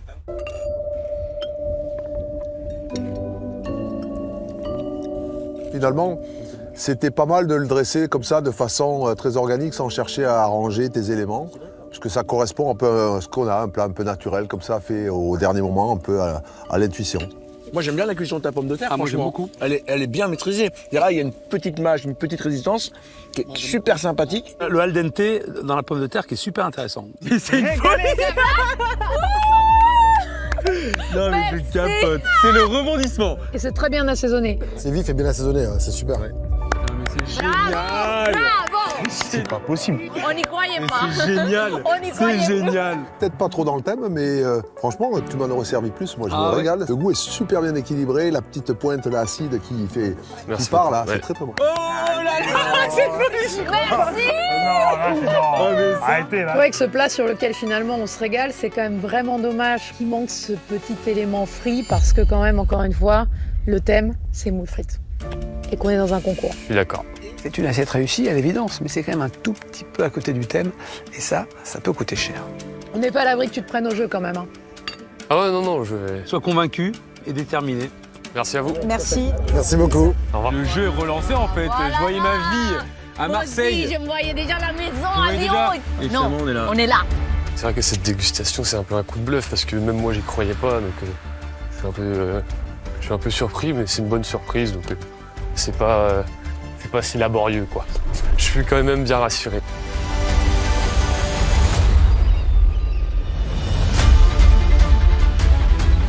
Dans le match qui opposait Théo à Maël, chef, à qui attribuez-vous votre point? Et notre vote va à l'équipe de Théo. Normal. Et c'est vrai que Maël nous a sorti une belle assiette, très gourmande, qu'on a préférée globalement, mais on est un petit peu hors sujet. Et donc on a décidé de sanctionner ça aussi. Ah, ils ont sanctionné juste ça. Ouais. Je suis un peu frustré. La pomme de terre, on aurait pu les mettre dans la friteuse pour avoir ce côté frite. On aurait eu un vrai duel, mais bon, ça fait partie de Top Chef aussi. Bravo le Théo, bravo. Merci. Bravo la marinière. Ça t'a porté chance. Chers candidats, vous êtes pour l'instant à égalité. Tout va se jouer maintenant sur le prochain défi en binôme. L'équipe qui le gagnera sera qualifiée pour la suite du concours. L'autre ira en défi éliminatoire. Attention, 3, 2, 1, c'est parti.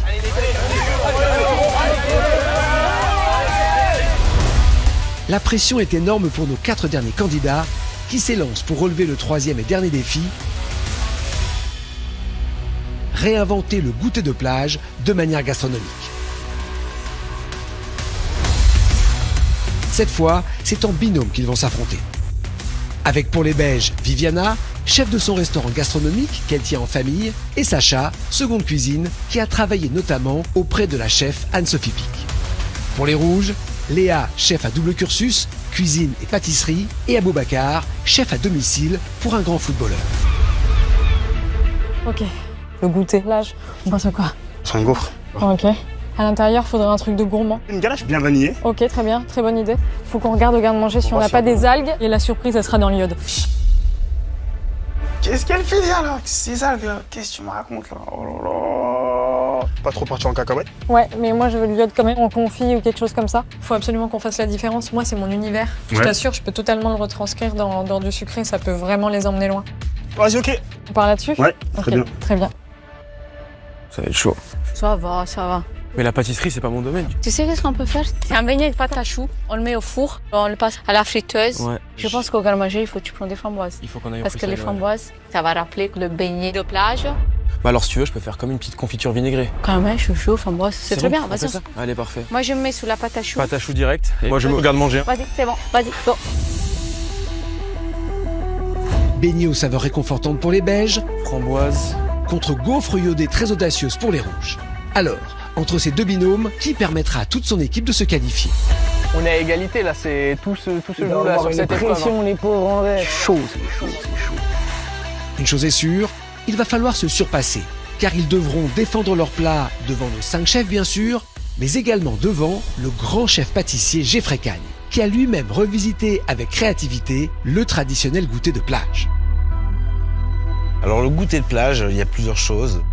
Ça peut être la glace, ça peut être le beignet fourré à la pomme, à la framboise ou au chocolat. Ça peut être une gaufre bien croustillante avec des petits grains de sucre ou du chocolat bien fondu dessus et les chouchous.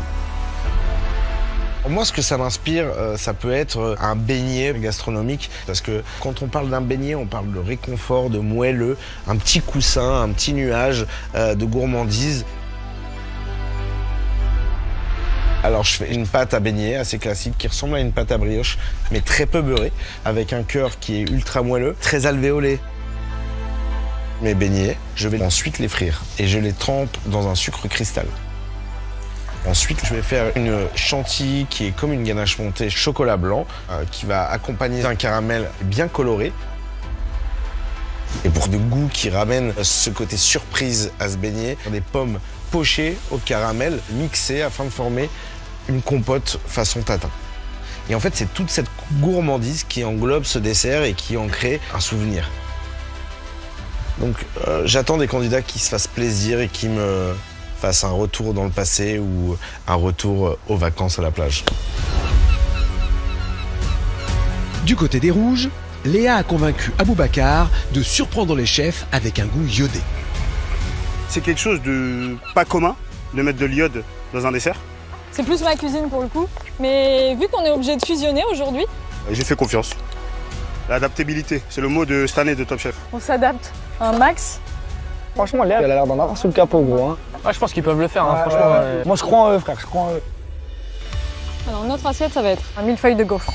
Pour faire notre millefeuille, on va partir sur une pâte à tuile gaufrée. À l'intérieur, on va mettre une ganache montée. Ganache bien vanillée. Pour l'aspect vraiment hyper lactique et hyper réconfort. Et on aura un confit d'algues sucré. Et je vais faire un petit jus de betterave à la vanille. La vanille, ça fonctionne très bien avec l'algue.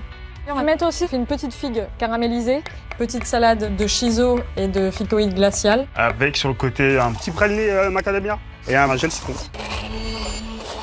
Ils mettent beaucoup d'arômes aussi là. Hein. Agrumes, vanille, betterave, algues. Ça commence à faire. Hein.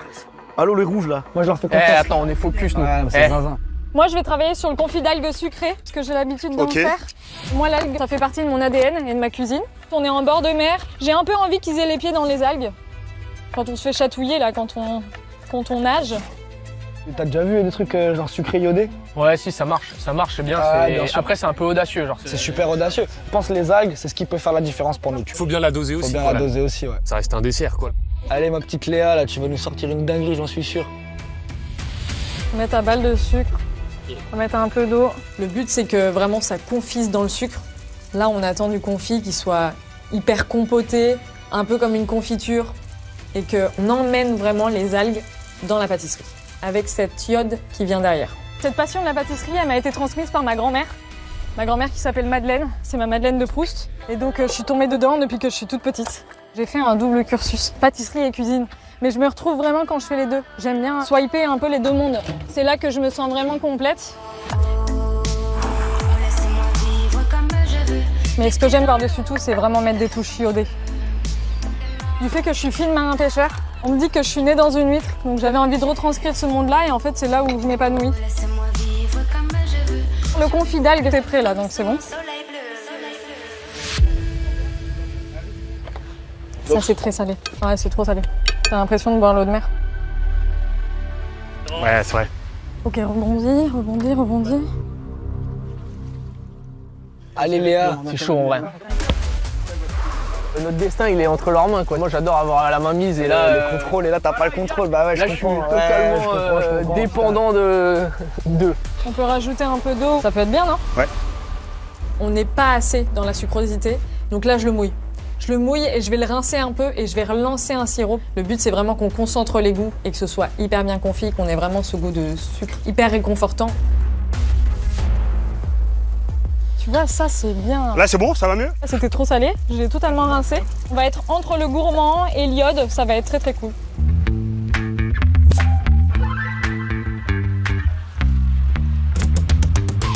Là je suis en train de réaliser mon appareil à tuile. Boum boum, blanc d'œuf. Dans notre assiette, la gaufre va venir un millefeuille de tuile gaufrée, bien croustillante. J'aime beaucoup la pâtisserie. J'en fais beaucoup à la maison, je fais des gâteaux. C'est un thème qui me fait pas peur. Mon appareil à tuile, c'est bon. Je la mets au four à 180 degrés pendant 10 minutes. La cuisine est arrivée dans ma vie dès le CM2. Je m'en souviens que les profs avaient convoqué ma mère en lui disant que madame, on vous convoque aujourd'hui parce qu'au-dessus, je vais faire de la cuisine.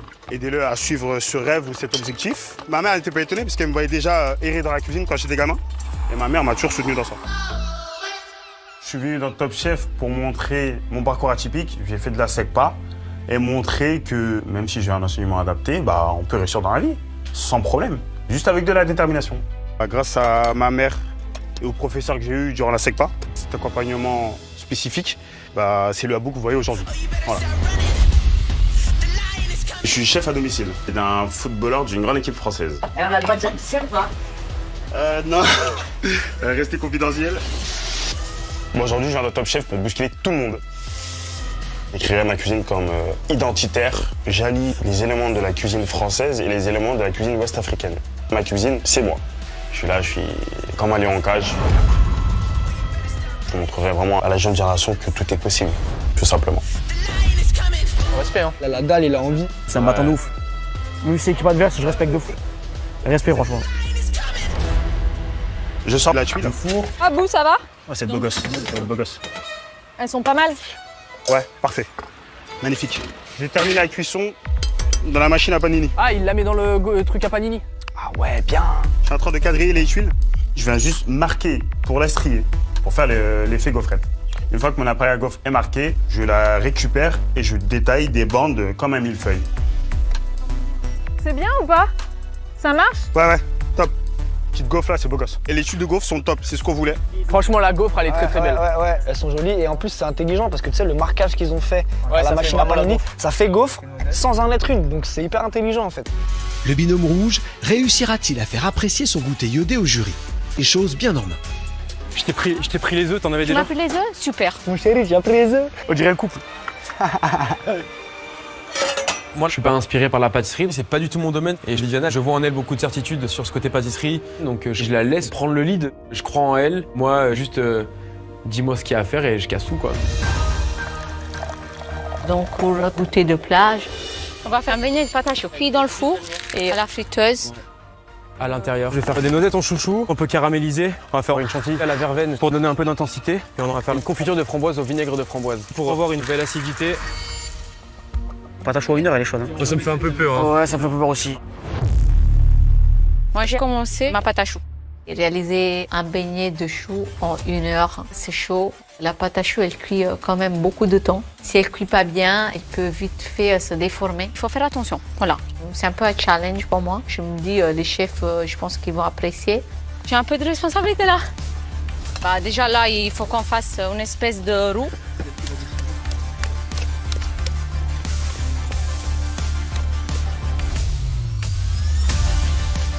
Après, je vais faire refroidir et je vais rajouter les œufs.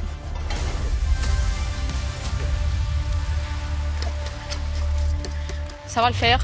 Je dois juste faire vite finir la pâte à choux. La mettre au four.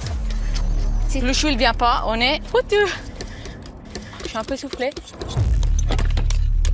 Viens Sacha, donne un coup de fouet, je suis tuée. Ouais. Vas-y, go.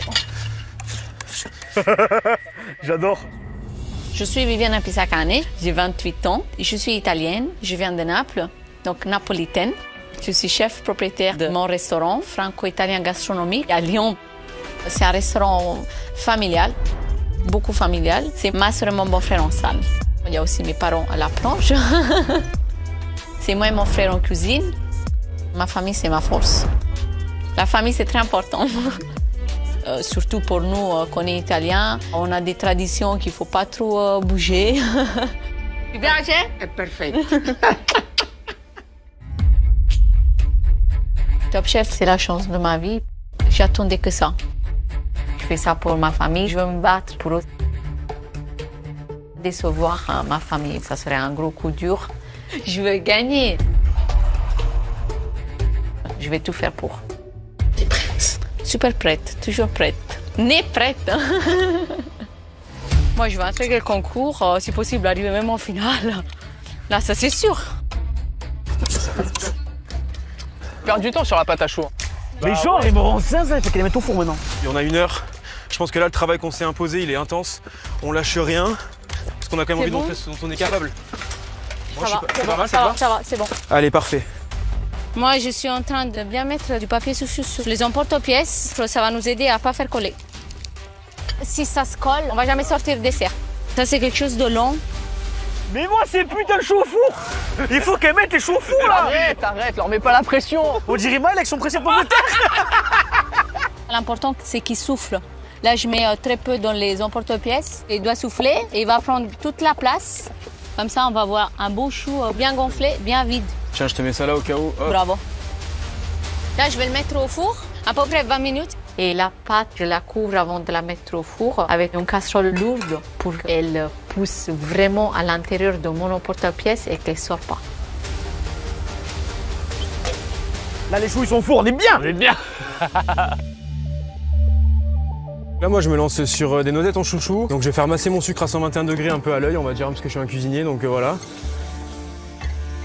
Après, il faut mettre les noisettes dedans. Je suis en plein freestyle, hein. Moi, je me découvre pâtissier, là, aujourd'hui. C'est pas mon domaine, mais je vais chercher dans mes souvenirs. Ces chouchous, c'est une évidence pour moi. C'est mon frère et moi sur la plage, chouchou, on mangeait que ça. Donc, je viens vraiment ramener ce plaisir à la plage, à l'enfance. Vraiment... pour moi, c'est l'idée du siècle. Là, je suis censé développer une croûte autour de mes noisettes et pouvoir du coup les faire ensuite caraméliser, si ça veut bien marcher, évidemment. C'est censé avoir une réaction, du plus loin que je m'en souvienne, blanc. Ça commence à transformer, si je me trompe pas. Pas envie de croire en mes faux rêves, mais je suis pas dans mon terrain de jeu habituel, mais je crois que c'est ça Top Chef. On est là aussi pour se dépasser, donc je compte bien me dépasser, quoi. Là, d'être dans la saison 17 de Top Chef, c'est quelque chose qui est juste génial. J'ai vraiment eu beaucoup de mal à réaliser que je suis là aujourd'hui. Tu vas faire Top Chef? Waouh, c'est dingue. En vrai, c'est un tournant dans ma vie, je suis choqué là. Je suis quelqu'un de très sensible, mais ça se ressent aussi dans ma cuisine, je pense, mais dans la vie de tous les jours également. Je vis les choses à 1000%, dans les hauts comme dans les bas. C'est tout un équilibre que je suis encore en train de chercher. Je pense que c'est aussi ça que je viens chercher dans le concours Top Chef. Ah, je suis content, ça marche, putain. Yes. Donc là, je commence à avoir finalement ces noisettes, vous voyez, enrobées de ce sucre blanc. Donc ça, c'est top. Et donc là, on va venir chercher la caramélisation du chouchou.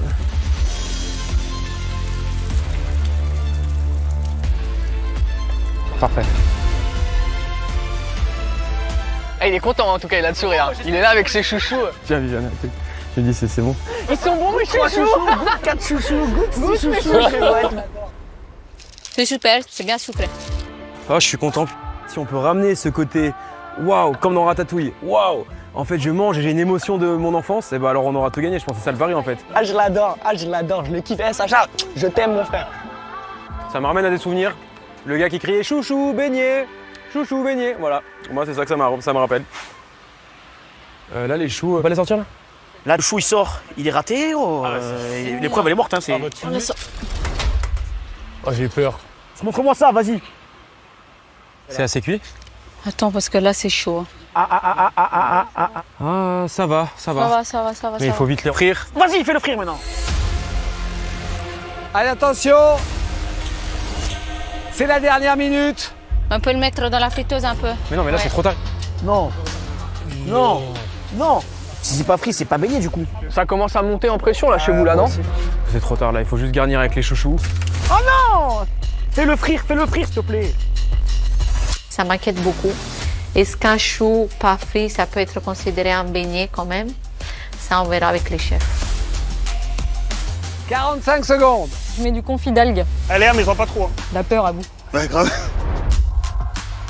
Je suis en train de mettre la phycoïde glaciale. Vraiment léger. Non mais ça c'est génial, non, je t'assure, ça je peux en mettre, c'est hyper frais. Attention, 15 secondes. Ah, tu trembles et tout, je te sens, je suis stressé. Ah, c'est bien ça donne de la forme. 4. On y croit. 3. Faut que c'est assez sur l'équipe. 2. 1. Top, c'est terminé. Allez, on a tout donné.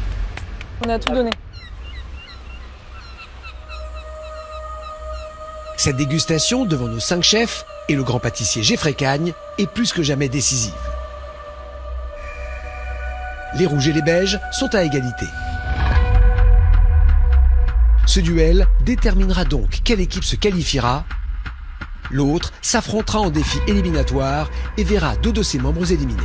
C'est maintenant ou jamais là. Ça passe ou ça casse, ou ça casse ou ça passe. Allez les loulous, là, on y va, ça va le faire là.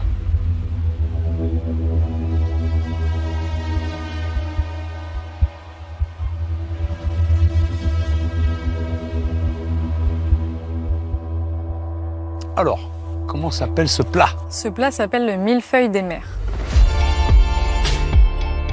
On a essayé de créer une fusion entre nous deux.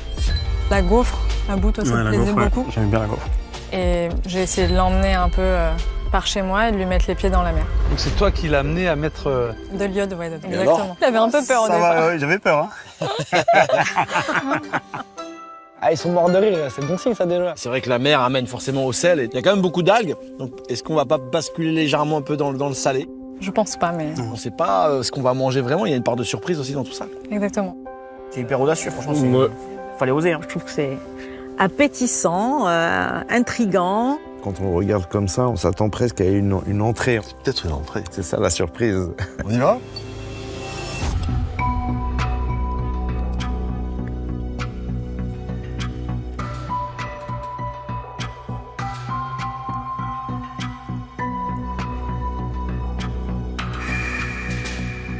Il y a un stress parce que quand il déguste notre plat, il y a un énorme blanc. Oh, le blanc. Écoute, moi je pense que c'est bon signe parce que généralement, quand tu parles pas, c'est que tu te régales.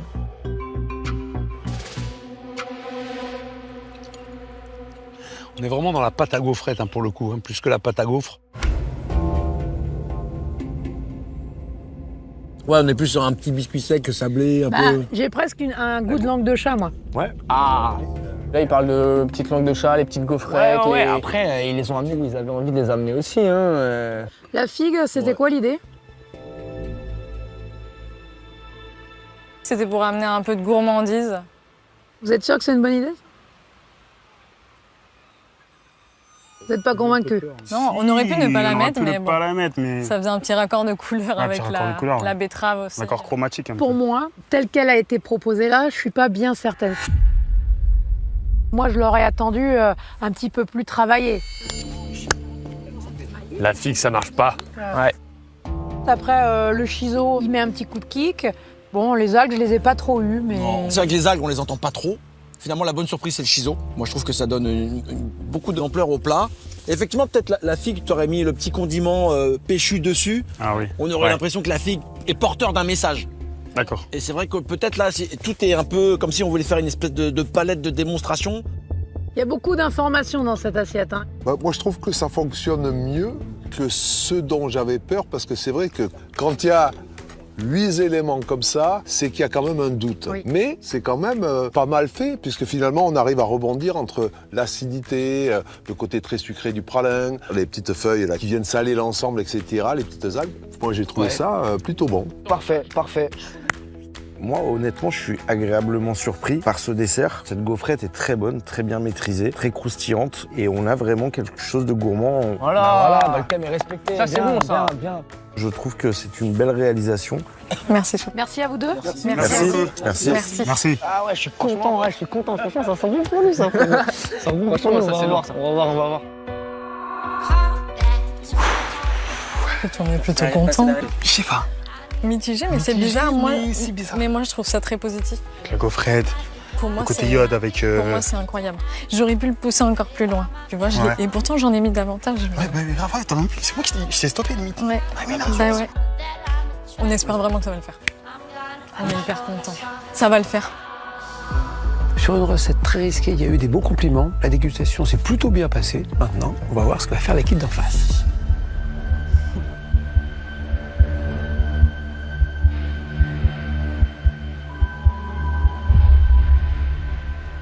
Allez, c'est les copains.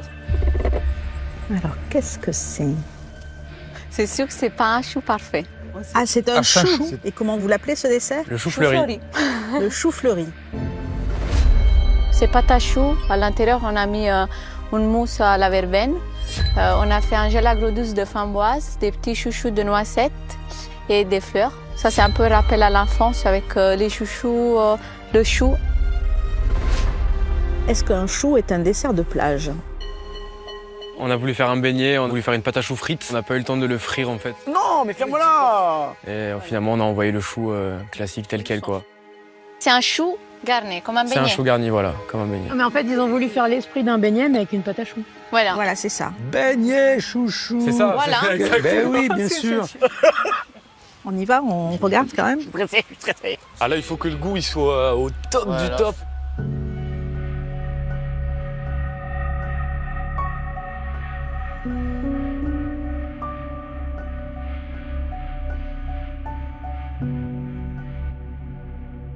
C'est bon, hein, c'est agréable, hein. Ça le fait, hein, ça marche bien. Hein. Pour moi, manque un peu de cuisson, le chou, non? Le chou manque un petit peu de cuisson, elle a dit, chef d'arrose. Moi, j'aime bien quand il est moelleux. Moi aussi. Ouais, j'avoue que j'aime bien la chouquette en sous-cuisson Ouais. aussi. Ah, j'adore aussi, ouais. Ça, c'est des goûts personnels. Ouais. Chantilly citron, Et chantilly verveine, chef. Chantilly verveine. ça redonne un peu de vivacité, effectivement, mais du coup, c'est vrai que ça casse la verveine. Je le sens pas. Oh non! Ce que j'aime bien, c'est l'acidité de la petite framboise en dessous. Là, il y a un peu de vinaigre. Hein. Des glaces au vinaigre de framboise, chef. Ouais, c'est bon ça, j'aime bien, ça pulse un tout petit peu. Vous êtes content de vos petites noisettes caramélisées là? Écoutez, c'est moi qui les ai faites, chef. Les noisettes, elles sont pas très torréfiées. Et je sais pas, quand je mange un chouchou, j'ai envie de me casser les dents, en fait. Ouais. C'est retour en enfance, ça se colle aux doigts. Et là, le caramel, on le voit pas, en fait. C'est quand même un peu le thème du dessert, parce que vous nous avez vendu le chouchou aussi. C'est dommage, c'est un tout petit peu timide, en fait. Ça aurait pu être un très très bon dessert. Il y a de la surprise. Parce qu'on s'attendait pas à ça. Ça, c'est dans le côté négatif, j'ai l'impression. Non, mais le dessert est bon. Il est agréable. Il y a quand même de la fraîcheur. La thématique, elle est là. Même s'il y a des erreurs, il est gourmand. de la gourmandise. Donc ça marche. Non, et surtout que faire de la pâte à choux pendant une épreuve, c'est déjà de prendre la risque. Il y a 45 minutes de cuisson, hein, dans la pâte à choux au four, hein, donc je vous le dis. En vrai, il a raison, la pâte à choux, c'est la pâte la plus dure qu'il y a à faire, les gars. Merci, chef. Merci. Merci beaucoup. Ciao. Ciao. Ciao. Bello. Ça c'est fait, hein. On verra. Non, on l'a fait. Mais c'est comme ça. Hein. Faut éviter de définir le Minotaur. Faut on y croit jusqu'au bout. On croise les doigts. Vas-y, vas-y. Chers candidats, nous allons maintenant savoir quelle équipe va se qualifier pour la semaine prochaine et intégrer le concours. L'autre équipe sera en danger. Oh, ça fait 1000 choses dans ma tête là. Alors, Stéphanie, au nom des membres du jury, à quelle équipe donnez-vous votre vote? Nous avons décidé de donner notre vote à l'équipe de Léa et Aboubacar.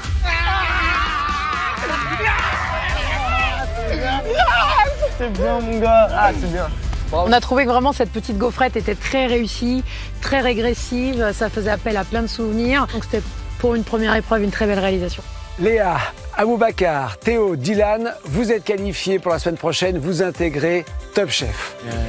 Bravo, bravo l'équipe. Bien, bravo l'équipe. Bravo les gars. Félicitations. Sacha, Maël, Viviana, Alexis, vous êtes en danger. Vous allez maintenant devoir réaliser une bouchée apéritive iodée. On y va tout de suite. Vous êtes prêts? 3, 2, 1, allez-y. Allez, on y va. Bon courage les gars, bon courage. L'équipe belge s'élance vers le défi éliminatoire express. Nos 4 candidats doivent réaliser une bouchée iodée gastronomique et équilibrée à base de produits de la mer. Un défi très court et particulièrement stressant, au terme duquel 2 d'entre eux seront définitivement éliminés du concours. Là, il n'y a plus d'équipe là pour cette bouchée iodée. C'est maintenant ou jamais. Qui de Maël, Viviana, Sacha ou Alexis sauvera sa place sur une bouchée? C'est non sans amertume qu'Alexis, seul belge à avoir remporté son défi, aborde ce nouvel affrontement. Ce sous-chef d'un restaurant étoilé, qui revendique fièrement sa région occitane, est remonté à bloc. J'ai le démon. L'épreuve que j'ai fait ce matin, j'aurais dû gagner, donc là j'ai juste envie de tout arracher quoi. Je suis dans un état revanchard et il faut que je donne tout pour rentrer dans ce concours quoi. Donc pour moi bouchée iodée, en fond ma cuillère, je vais faire un petit tartare d'huître. Je vais mettre un peu de menthe, un peu de salicorne, petite échalote. J'en rajoute de l'oursin aussi. Je veux vraiment pousser le curseur du iodé à fond. Je vais y ajouter un peu de fleur de capucine, c'est un peu poivré. Et après, je vais fumer le tout. Et je vais rajouter à la toute fin, pour encore intensifier ce fumé, un tout petit peu de piment fumé. Et aussi mon tartare, je fais une tempura d'huître qui va venir me rajouter ce croustillant, cette deuxième texture, chaud. On va pas faire que du froid comme ça. En 45 minutes, faire 2 textures, il faut quand même vouloir l'oser. Je prends un risque et ça peut faire mouche si c'est bien quoi. Je mise vraiment sur l'explosion de saveur quoi, et qu'on ait vraiment la iode quoi. Après avoir récupéré quelques grosses huîtres, il commence la préparation de sa pâte à tempura. Un peu de farine, tac. Là je vais être malin, je vais garder le jus des huîtres. Je vais l'utiliser pour monter toute ma pâte à tempura. Donc là hop, un peu d'eau d'huître. Donc la pâte va se détendre et elle sera encore plus iodée. Mon but c'est vraiment qu'on perde de l'iode dans aucun des éléments. Donc pour intensifier cette saveur du iodé, l'eau d'huître c'est quelque chose qui est hyper profond. Je vais mettre le plus d'iode possible dans cette bouchée quoi. Que quand ils mangent ils disent oh je mange de l'eau de mer quoi. Mon tempura à la fin il doit être doré, croustillant, gourmand, croquant. Mais il faut pas que je me loupe sur la cuisson de l'huître quoi. Si c'est un produit qui est trop cuit, ça devient caoutchouteux. Si je me loupe, cartouche. Si je me loupe, Perpignan. Donc là le secret c'est de un tout petit peu les sécher, légèrement. Ma petite astuce pour que la pâte accroche bien sur l'huître, c'est de la sécher un tout petit peu. Comme ça, quand je vais tremper mon huître dans la pâte va bien adhérer autour de l'huître. Donc là, j'y vais, c'est parti.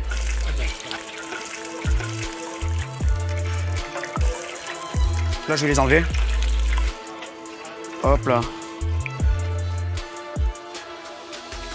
Elles sont hyper croustillantes, c'est top. C'est exactement ce que je voulais faire. Je suis clairement confiant sur l'idée de Marcette. Je fais un truc qui me ressemble, on m'annonce sur je mets de l'iode et c'est inimaginable que je sorte premier et je vais aller me qualifier. Clairement, pas le choix. La veste de Top Chef, il faut que je l'ai quoi. Eh vas-y Alexis hein. Vas-y. Tu prends ton billet de train ou quoi? Non, je te le donne, c'est cadeau. Maël a lui aussi une revanche à prendre. Passé à côté de son défi sur les moules frites à cause d'une mauvaise gestion du temps, ce sous-chef de 23 ans doit prouver qu'il a sa place dans le concours. Comme Alexis, il mise sur l'huître en 2 textures. Je vais la garder crue. Et je vais en congeler une pour faire comme un granité d'huître qui va ramener une iode très puissante dans l'assiette. J'ai pas le choix, il faut que je me rattrape. Donc on y va quoi.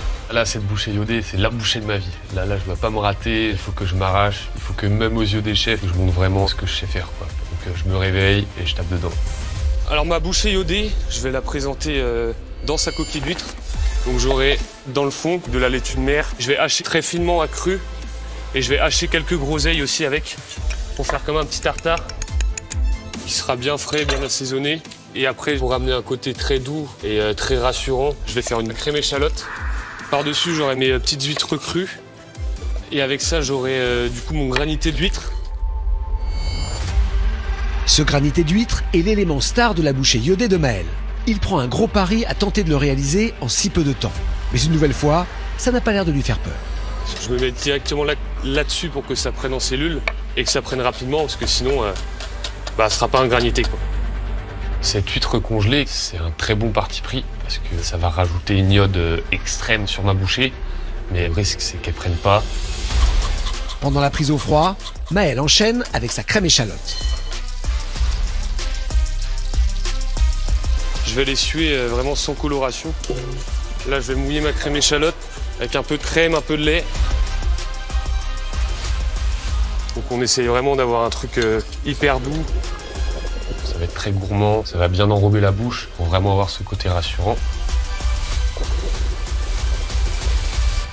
Là, je suis bien. On y va, on mixe.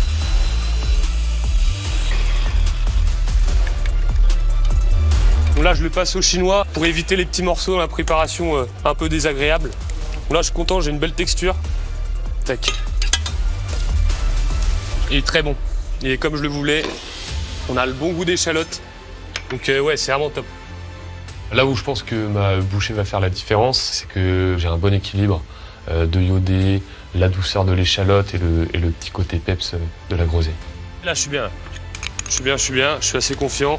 Je suis prêt, je suis en place. Là, je suis chaud bouillant. Ça y est, là, je me suis réveillé, le breton est révélé. J'ai vraiment pas envie de partir, donc je tape dedans à fond. Je le veux, ce tablier, mais on va l'avoir. Ma crème échalote, et derrière, j'ai tout. Et ton huître congelée? Mon huître congelée, ça sera vraiment au dernier moment. Pour moi, boucher iodé, je sais pas quoi faire. C'est un bazar dans ma tête. J'ai pris des Saint-Jacques, des oursins. Voilà, je vais voir. Là, je sais pas encore trop. On joue notre place. J'ai pas de recette. C'est l'horreur. Une panne d'inspiration qui pourrait coûter cher à notre chef italienne. De l'inspiration, Sacha n'en manque pas. Ancien binôme de Viviana, ce cuisinier sensible veut cette fois montrer de quoi il est capable. Tout à l'heure, c'est vrai que ça m'a beaucoup frustré de ne pas pouvoir passer sur une épreuve de cuisine. Donc là, j'essaie de faire de mon maximum pour sortir quelque chose de convenable à mon image. J'ai envie de me prouver sur ce défi éliminatoire que rien n'est fini, qu'on trébuche, on se relève. Donc j'ai envie de vraiment aller au bout. Sacha compte enfin exprimer sa cuisine en mettant dans sa bouchée iodée toutes les saveurs de ses voyages. Je suis parti en Amérique du Sud, j'ai fait le Pérou et l'Équateur. Et c'était vraiment une chouette expérience. Donc cette bouchée, c'est une huître que je vais réaliser un peu comme un ceviche finalement, c'est ça ma base d'idée. Je pars sur une huître simplement pochée dans son eau et puis je vais venir les brûler au chalumeau juste pour ramener ce côté encore un peu plus fumé dans l'iode pour lui donner un peu de relief. Et je vais réaliser une pico de gallo, c'est une garniture mexicaine qui vient surtout dans les tacos avec l'huître à l'intérieur. Et puis je vais faire une sauce leche de tigre. C'est une crème avec des huîtres, de la coriandre, un petit peu de piment, du citron, de l'échalote, de l'ail, de l'oignon, donner beaucoup de saveur. Je vais essayer de faire quelque chose d'assez intense et puis voilà, faire un truc qui me ressemble en fait. Cette recette, c'est mes voyages, c'est mon identité. Moi, j'aimerais que les chefs, quand ils goûtent, ils voyagent avec moi et que vraiment ils aient un équilibre parfait dans les saveurs. Ces épices, ce piment, c'est vraiment tout là l'enjeu de ma bouchée. Pour sublimer sa bouchée iodée, Sacha mise beaucoup sur son condiment pico de gallo, composé d'huîtres, de coriandre, de poivron rouge, de tomates jaunes et de zeste de citron vert. Là, je vais rajouter un peu d'acidité avec mon vinaigre de Xérès. C'est toujours important. Ce pico de gallo, c'est vraiment le contraste avec l'huître brûlée et le côté, on va dire, lourd de la crème infusée. C'est vraiment une garniture très fraîche, très acide, très vinaigrée. Voilà.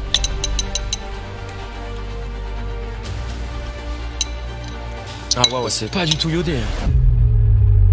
Je me rends compte que j'ai un problème de surassaisonnement, un problème de manque de précision. Putain, j'ai pas assez de iode là-dedans. Sur cette bouchée iodée, ce qui est important, c'est de vraiment pas perdre l'iode, c'est de vraiment être dans le thème. Je vais essayer d'assaisonner ma pico de gallo avec de l'eau d'huître parce qu'il faut vraiment viser sur le iodé. C'est la salinité de l'huître qui viendra assaisonner cette pico de gallo. Hop. C'est bon, ça me plaît. Je la veux cette Top Chef, on est sorti sur une épreuve de pâtisserie, ce serait dommage de sortir maintenant. Là je donne tout. Contrairement à son ancien binôme, Viviana est encore loin de la veste Top Chef.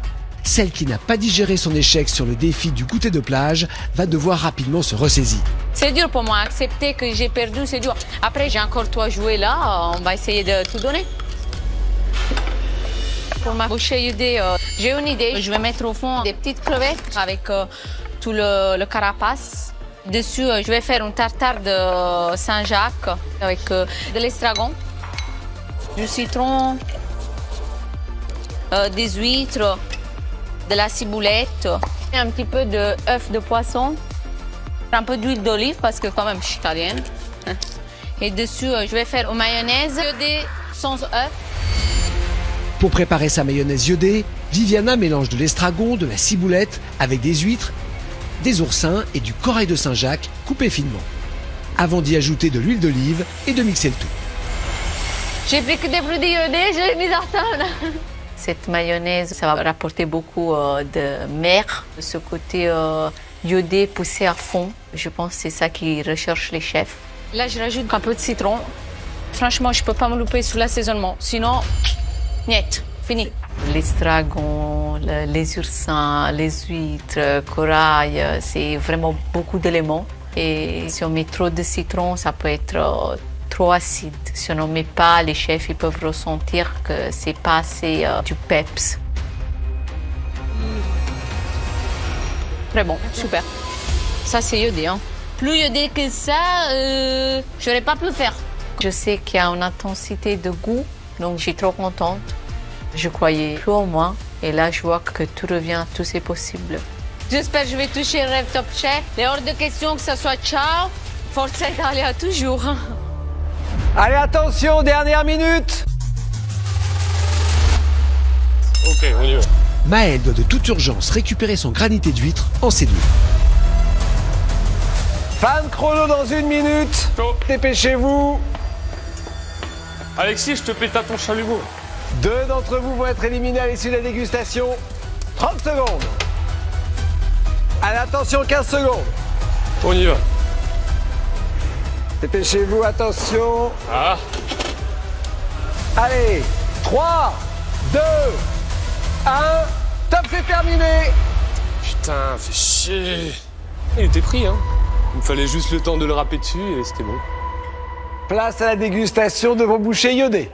Chef, vont maintenant déguster à l'aveugle les 4 bouchées iodées de nos candidats. L'instant est crucial, car à l'issue de cette dégustation, 2 d'entre eux seront éliminés aux portes du concours. Alors, secret iodé. Viviana est la première dont la bouchée va être dégustée. Une création qui lui a valu quelques sueurs froides, mais dont elle est très fière. Il y a plus de trucs là, non? Oui, il y a plusieurs trucs. Crevettes grises, avec Saint-Jacques bien sûr. Ouais. C'est un tartare, hein, de toute façon, visuel. C'est un petit tartare déposé sur soit un crémeux, soit une petite mayonnaise. C'est malin, bonne idée. Visuellement, c'est mignon. Hein. Ouais, bien taillé, c'est propre. Ça me donne de l'espoir. J'ai hâte de savoir qu'est-ce qu'ils pensent. Attention, on n'a qu'une bouchée, donc là, faut pas se planter.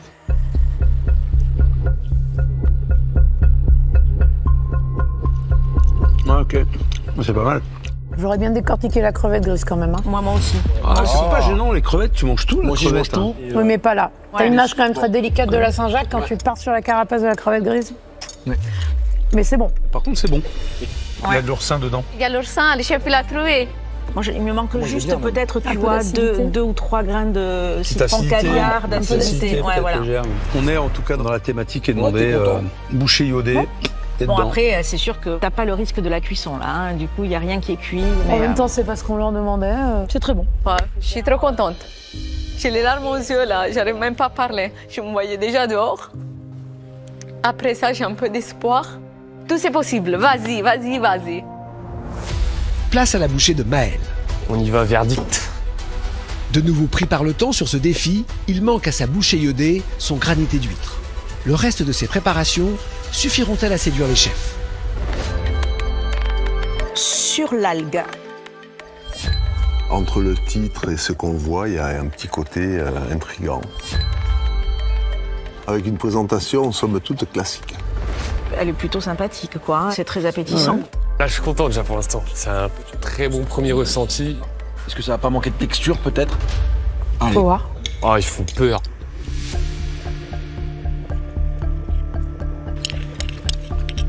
Ça mange. Allez, parlez, là. C'est bien vu l'acidité de la crème, je trouve. Hein. Ouais, c'est bien équilibré. La crème amène de la rondeur. Ouais. C'est vrai qu'ils aiment bien cette sauce. Elle est réconfortante. Et la groseille, elle est intéressante. Ouais. L'acidité, ça envoie un petit kick. Ouais. En tout cas, c'est bon. Ouais, c'est bon, ça marche bien. L'huître, l'algue. Moi, c'est presque un peu l'algue concassée comme ça en dessous, qui te reste un peu sur la langue. Et qui fait un peu gazon à la fin. Oui, exactement, et qui a un petit côté un peu caoutchouteux, mais bon. C'est coupé fin, je trouve ça pas mal. Ouais, c'est une jolie bouchée. Ça répond très bien au sujet, encore une fois. Mais je pense que ça manque un tout petit peu de strate. Tu aurais aimé avoir une ou deux couches qui te surprennent dans le plat. Je regrette un peu l'huître congelée, ça aurait rajouté un twist. Il n'y a pas une grande prise de risque, mais c'est efficace. Là, je suis très fier de moi. Je suis très fier de moi. Et moi, je pense que ça peut passer. Là, je suis reboosté. Là, j'ai pas envie de partir ce soir. C'est mort. Reboosté, c'est aussi l'état d'esprit de Sacha qui peut enfin proposer au chef une bouchée représentative de sa cuisine de voyage. L'iode en voyage. Allez, c'est parti. On ne sait pas ce qu'on va manger. Blanc, bien lisse, ça paraît gourmand comme ça. Qu'est-ce qu'on a dessous? J'espère de la texture un peu quand même. En tout cas, au visuel, c'est difficile de s'exprimer là-dessus. On n'a pas grand-chose, hein. Ça va être que de la surprise, quoi. Ouais. Je suis assez content qu'il soit déstabilisé, ça me fait plaisir. Je mise vraiment sur ce côté surprise et le palais, le peps.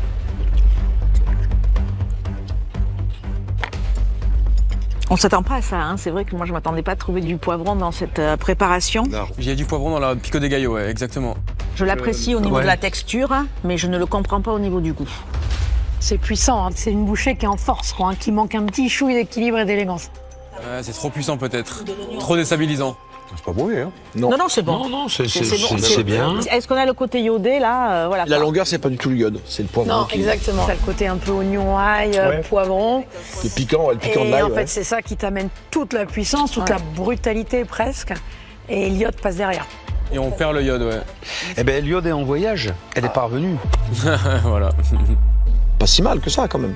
Mais c'est bon, hein. C'est bien assaisonné. Ouais, c'est bien assaisonné, oui. Est-ce que c'est bien équilibré dans la thématique ou bouchée iodée? Je trouve que tu bascules dans le gazpacho. État d'esprit mitigé. Ils n'ont pas forcément compris le plat que j'ai voulu faire, ni l'intensité. Mais je les comprends tout à fait parce que c'était un parti pris, je pense. Donc on croise les doigts jusqu'au bout. C'est Alexis qui clôt la dégustation. Le seul de l'équipe belge à avoir remporté son premier défi et donc le seul qui a déjà réussi à impressionner les chefs avec sa cuisine aux saveurs catalanes. Va-t-il de nouveau les séduire? Merci. Explosion d'iode fumée. Une petite tempura, hein. C'est le seul ou la seule candidate qui aurait fait une cuisson. Ouais, une texture surtout, quoi. Ouais, c'est vrai, je suis un malade en fait. Je me suis un peu démarqué, quoi. Visuellement, ce qui est quand même agréable, c'est justement de déceler ce double travail. Il y a ce petit beignet un peu croustillant sur le dessus, cette petite tempura. Dessous, probablement un petit tartare. Il y a deux couleurs, deux textures, il y a un peu de volume. Moi, je trouve que visuellement, c'est joli. Mais je suis estomaqué pour l'instant. On y va d'un coup, hein. Allez, boum. C'est maintenant. Allez, chef Paul Perret.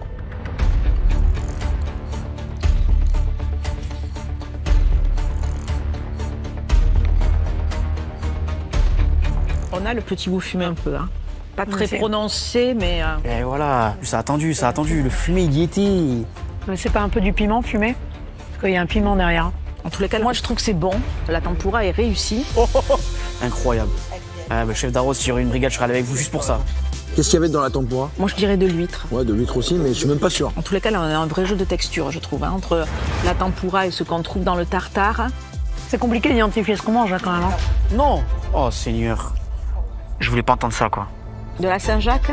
J'ai l'impression. Il y a probablement des palourdes, il y a des coquillages, il y a un peu de salicorne. Globalement, c'est bon. Il y a jeu de texture, de température. Bon. Mais globalement, tout a été taillé de la même grosseur, ce qui fait qu'on ne différencie pas les choses. Tu sais qu'effectivement, c'est fait qu'avec beaucoup de produits iodés.